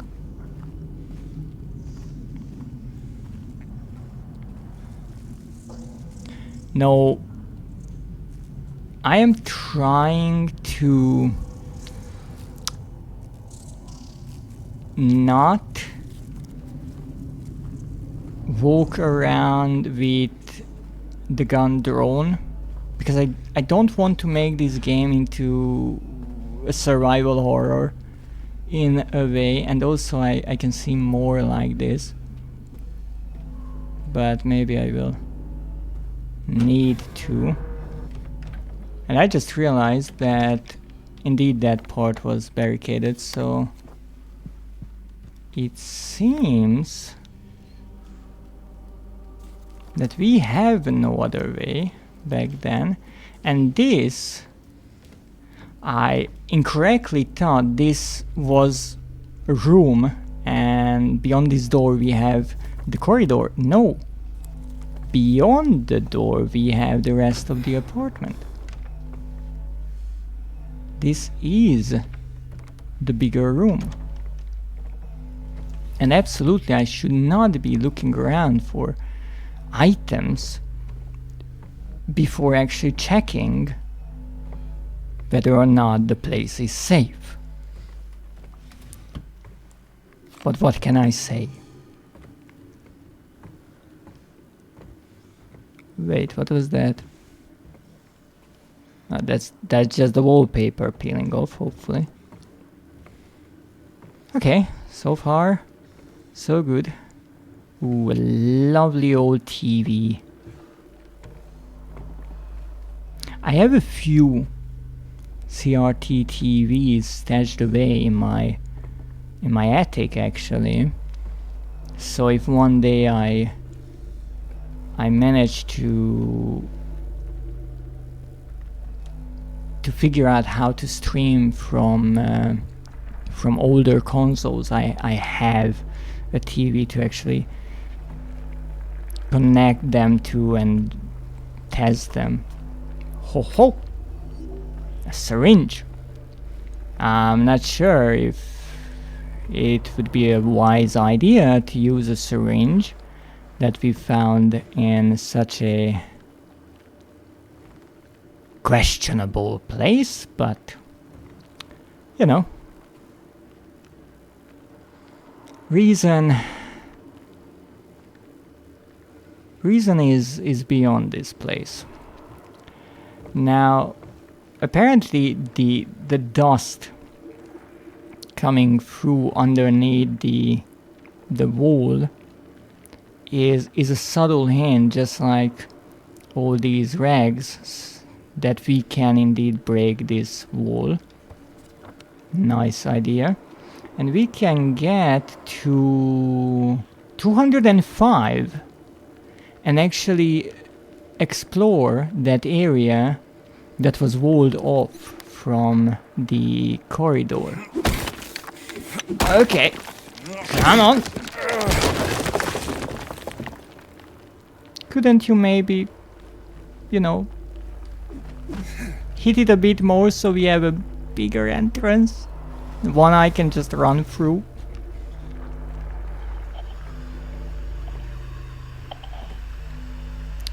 What is it with ammo around here, first of all, and also with babies in general? I found a coin in the place of a baby. Now I find ammo in place of a baby. We don't talk about the bugs, but I don't think the radio is reacting to the bugs. Okay, so this is a bigger room, and whatever is outside there. Uh-oh. Okay.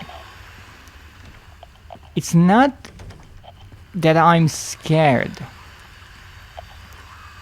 Honestly, it's more that the survival horror aspect of this game is rather strong. And I know if I get hit, if I make a mistake, I have really limited resources. But I can definitely tell you that the atmosphere of this game is rather heavy, and it weighs down on the player, which is wonderful. But for me, that doesn't make me necessarily scared. It makes me feel wonderful. No? Okay. We can do this. I hope. I think. I'm not sure. They are so fast. Oh, come on. Ow! No! Oh, you. Okay, let's try to do this without dying, which is asking me a lot. Also, I don't think I should back into a corridor that I don't know yet. Okay, would you please stop that? Uh-oh, what was that? Vomit residue? No! Ooh, what the heck? Oh. Okay. Okay. Oh, no, I forgot about the surprise! Ah, okay. Let's use that syringe. Okay, like nothing happened. No, I realized I lost my watch streak. My beautiful 65 watch streak. That is, rather said. However, I noticed that with my watch streak as well on another stream, Twitch is a bit odd with it. I'm not sure if it's a problem on my part or it's a technical detail, but I tune into every stream every day, and every now and then I have this little notification on Twitch that I have to tune into their stream that day to not lose my streak, as if I missed the stream the previous day. And I know for a fact that I was watching it. No, it is true that sometimes I can't stay for long, or I don't join the chat, so maybe that's it. Maybe you have to watch for a longer period of time, or you can make things easier by activating a redeem or saying something in the chat. But I noticed that sometimes it's a bit strange. I know for a fact Twitch told me I saved my watch streak by watching the VOD. Oh, that's interesting.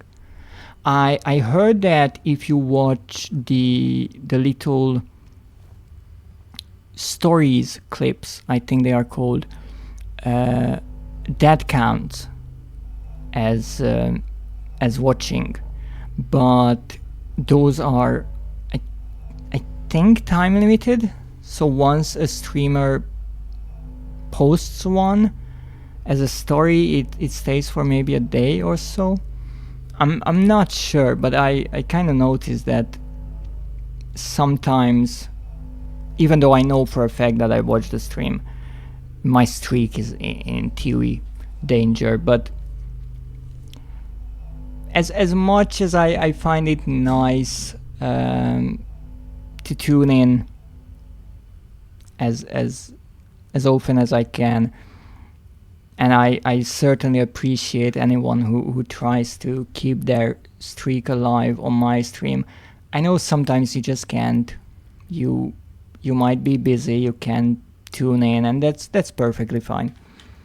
Whenever you have the time and decide to spend that time watching my stream, I am more than happy. So thank you. Let's see what else is here. Oh, this is where we came from. Okay. I kind of thought a creature would emerge from the window there, but they did not. Okay, this is taped up. Oh, and we have ammo in the medicine cabinet. Okay. If you dare to close behind me, I will break you, window.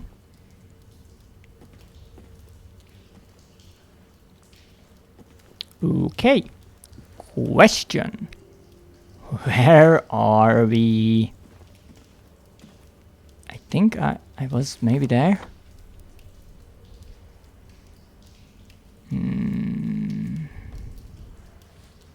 Well, we went around here. We can't leave 205 apparently, so we cannot actually get to that walled off section, unfortunately. But we can go up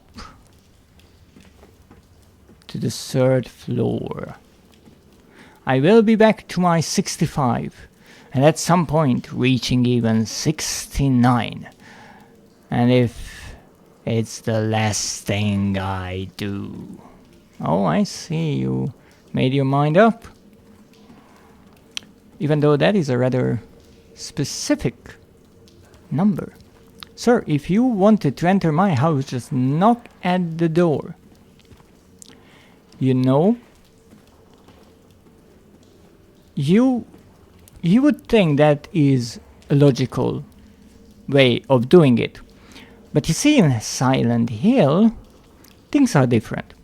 So many doors are locked that I literally got a trophy for trying to open 50 locked doors. And I'm not even far into the game. Hydrate and head massage. Oh, thank you so much. You are too kind.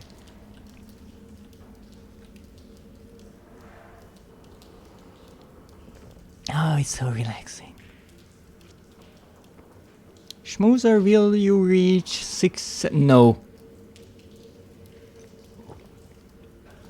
No, absolutely not.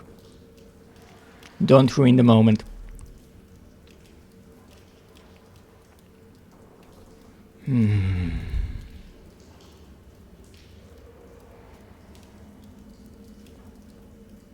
Okay, that's enough. We have a job to do here. However, there is one bit of not so great news. Even though the developers really nicely indicated that we can climb up there and that we figure out that we can climb through there, even though I'm not sure what the brownish liquid there flowing down is, I think that's a one-way entrance, which means is that a person standing there? I wouldn't be surprised if that was a mannequin, but wow, such a nice detail. So what I will do is actually go back and check everything else on this floor. But that's my specialty. Ruining the moment. Yeah, exactly. We asked the same thing. Yep, we are not going through there. That is the entrance door, I think. I'm not sure what this sound is. It's like a generator humming. You can even hear the bricks crumbling as James goes through these holes in the wall. Yep. How's you, beautiful? Oh my. And here I was thinking I was special. Okay, let's go back here and check the door with the age written on it.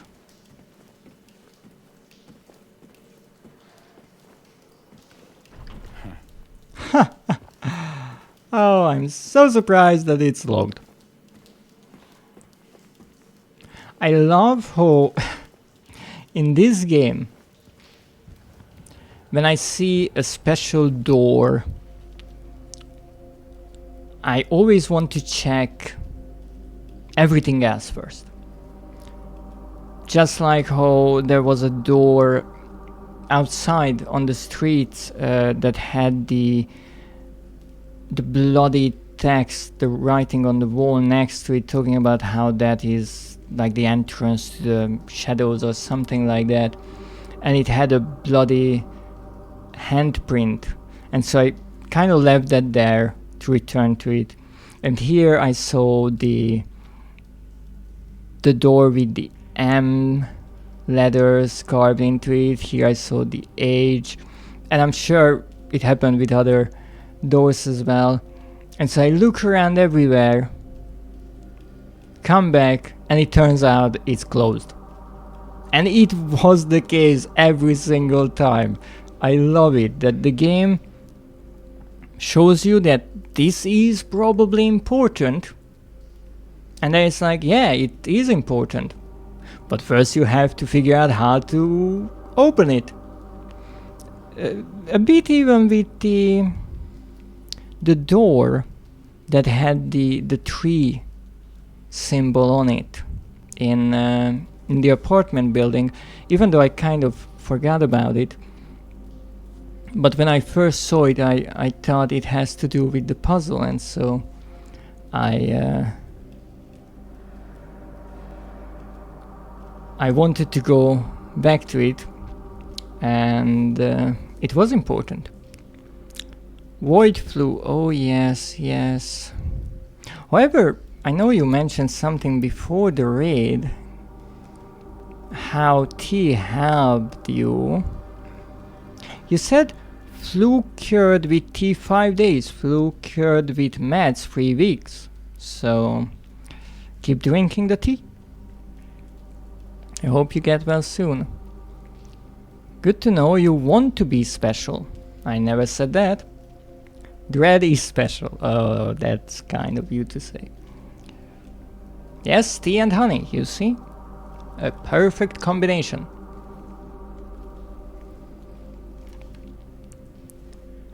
Honeyed tea.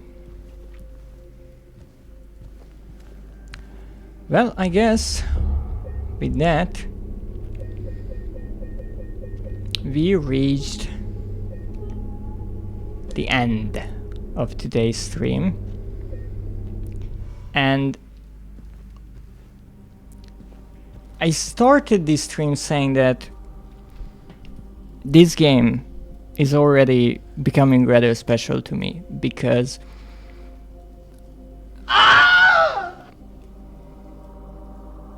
I mean, just listen to it. This beautiful background ambience, this gorgeous world, and the stray screams. What else can a monster ask for? But really, I am rather patient with games. If I have to wait years to play one, I'm mostly alright with it. I mean, this game released, I do believe, in 2024, and the original released in 2001. And I waited with the remake. I knew that one day I would be playing it. So I always try to avoid streams and videos of it. I watched videos of the old game, but more about analyzing it rather than a playthrough. So for example, this puzzle with the coins I had absolutely no idea about, and even the parts that I've seen throughout the years, you might have noticed that I called them rather incorrectly, because I remembered that there is this scene where Pyramid Head is standing on the other side of the bars, and I thought it would happen when a cutscene started near similar bars, but that was actually when the little girl kicks the key. And then I actually, just this stream, I found that place where we actually see Pyramid Head standing behind those bars. And the other thing, actually, I said while we were roaming the streets of Silent Hill that I remember something about a doghouse. And I actually learned yesterday while I was listening to some interesting fun facts and technical details of the original Silent Hill from 1999, that piece, that doghouse part, is actually in the first game. So I was completely wrong with that, and that explains why I didn't find it. So it all makes sense. Only my memories are rather all over the place about this game, but I greatly enjoy it because I get to experience it without spoilers, which is a big deal these days, honestly. A great example would be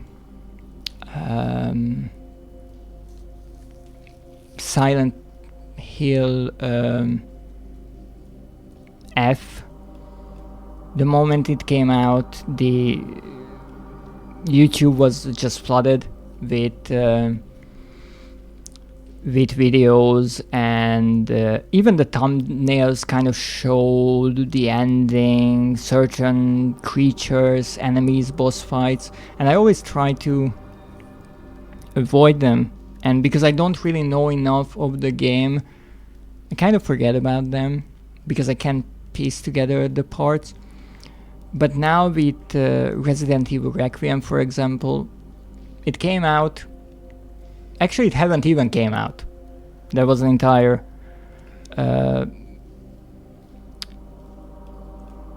news round about how certain copies got out.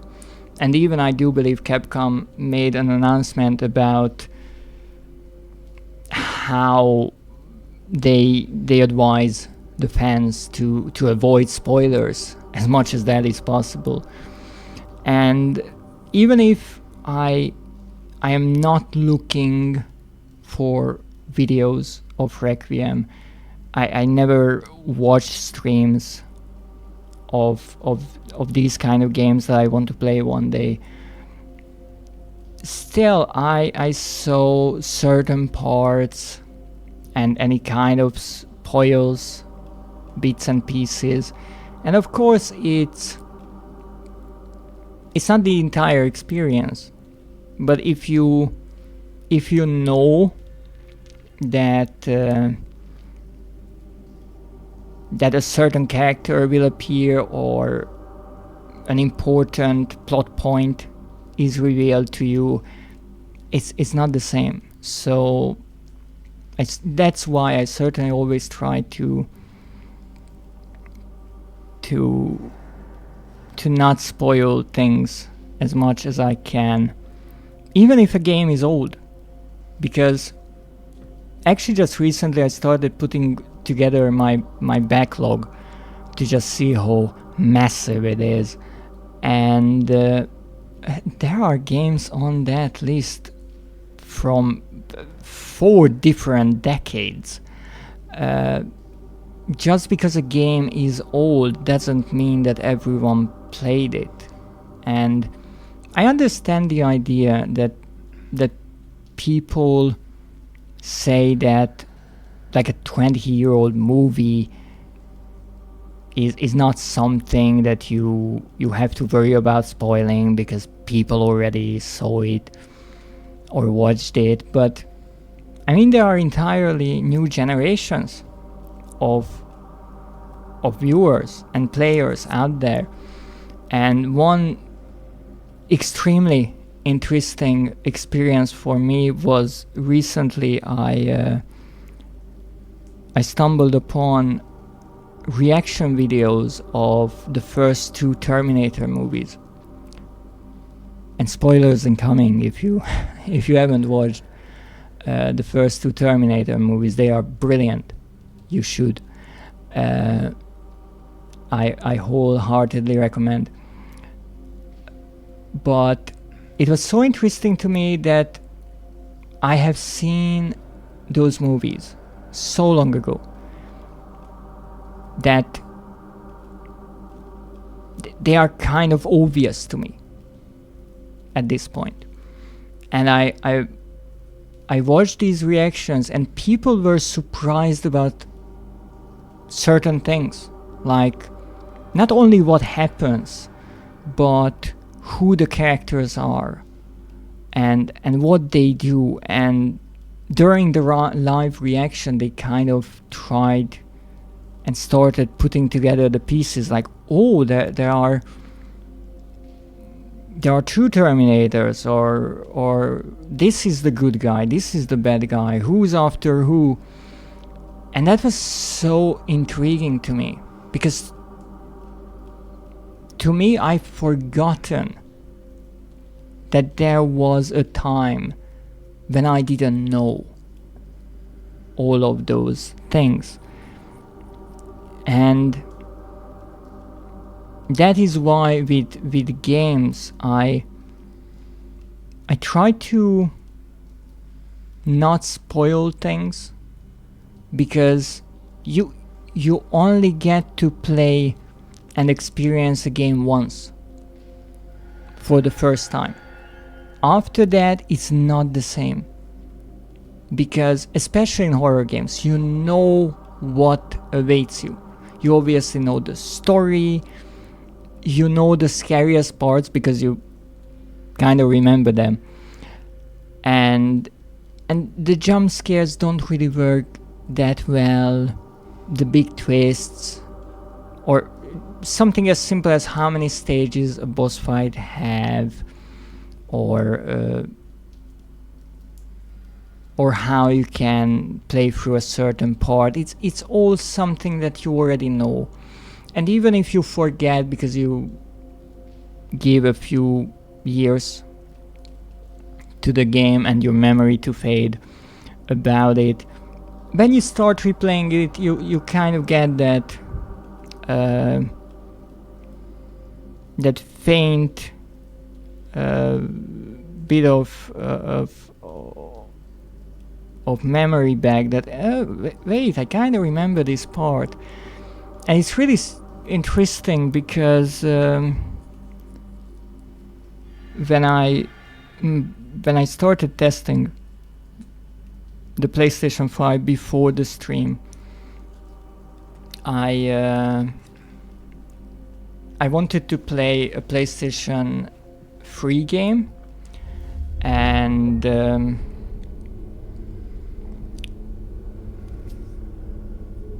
I saw that Rage is part of the subscription, and so I started playing that. I think that game released in 2011, if I'm not wrong. I played it more than a decade ago, And while I was walking around, I had the strangest of feelings in certain places because I didn't clearly remember the area. I couldn't tell you where the enemies were or something like that. But in certain areas I had this feeling like something is here. Like this is an important place. And in most of those places there was a collectible somewhere. So even though I couldn't clearly recall what was important about the place, just because once upon a time I spent a considerable amount of time looking for collectibles, I still had that faint idea that this is an important spot. You should go here or here, and you will find something. And I did. So that's why I always say just enjoy the first time with a game, even if you're terrible at it. That's kind of what I'm doing here as well. I mean, I wasted so much ammo, so much health, but I'm okay with that. If I survive, if I get to finish the game, I'm okay. I'm not playing decently half of the time, even. But that's okay, because I learn the enemies. I kind of survive. And that's in a way what James is doing, because he has no idea what these creatures are. So I actually am happy that I fall to the traps of the developers, because it just shows how brilliant they were and how they made this game, much like how these creatures now blow up when you defeat them, which is so clever, because originally you only have the wooden board, and so of course you go close, and if they go down you might want to stomp on them just to make sure they are dead. And the developers knew that, and so here's a more dangerous version where you have to fight against that response that you kind of developed throughout the 10 hours in the game up until this point. And that's great, and I enjoy making these mistakes, because of course later on I will know how to deal with certain enemies, and I will hopefully get better at managing my resources and not getting puked on in every second fight.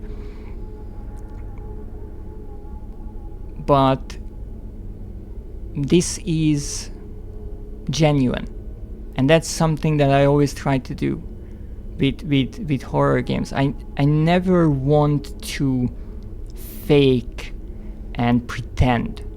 That's why I always say, if I, for example, know something, a puzzle, a part, whatever, from whatever source, I always try to tell that, look, I didn't come up with this, I know it from somewhere. Maybe I remember it correctly, maybe I don't. But I don't want to use whatever knowledge I might have and fake a reaction or make it look like how I'm brilliant, because I don't think that's meaningful, especially in horror. The original reaction is, I think, what's the most honest, because after that you can prepare yourself You know what the game is like. You know what awaits you.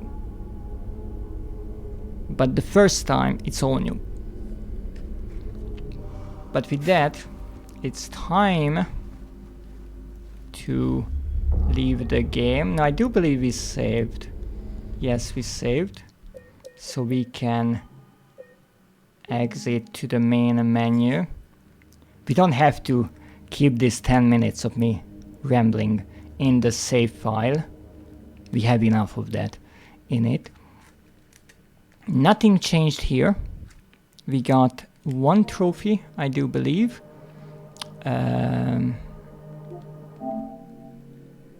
Let me see. 5 out of 44 indeed. Now, in theory, we are in Blue Creek Apartments at 2%. I'd like to bow for my impressive performance reaching 2% in this building, which is, I do believe, smaller than the Woodside Apartments. And overall, we are at 21% in the game. We have roughly 12 hours in it, so let's say 15 hours is like a quarter. 60 hours or so for the entire game. That is like 15 streams. We'll be here for a while. But hey, I'm not complaining. I love every moment of it. And I don't know why, but the PlayStation is just stuck on 3 hours of gameplay. I don't know why. I literally can prove that I spent at least 12 hours in it because the save files state the playtime. So I don't know why the PlayStation is so intent on gaslighting me with the 3-hour gameplay. Maybe I'm just taking so long in the game that the PlayStation is trying to save face for me and say, no, he reached 21% in 3 hours. He's great. No, he's not.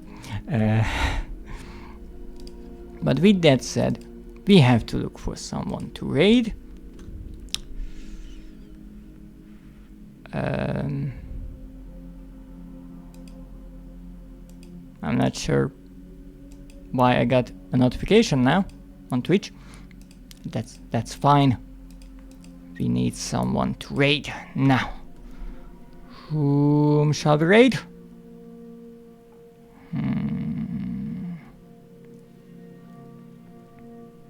Oh, I know exactly. We are going to be raiding Urite, who is holding a point-a-thon. It's like a subathon or a donathon, but with points. I'm not sure if this is his original idea. I certainly never heard about anyone doing such a thing. But you can help him reach certain special incentives by subscribing or donating, I do believe. But there are also free options, such as watching the stream and redeeming, redeems with channel points you can collect, or I do believe by raiding, which I will be doing right now. So let's see if that works. And I do believe he has a new PNG tuber model, a lovely pixel art piece that I have no doubt he handcrafted. So please say hello to Urite and celebrate with him. Now he is at 488 followers. I do believe following him also helps collect points. So let's help him reach 500. But until that, I do thank you for joining me. I will be back next week, hopefully, with more Blood Hunt, because we still have a few levels to go and plenty of clans to look at. Then with some Mist, where I hopefully won't get stuck again. And then with more of the wonderful Silent Hill 2 remake. I absolutely adore this game. What can I say? This will be a long week, but we will get through it. So thank you again.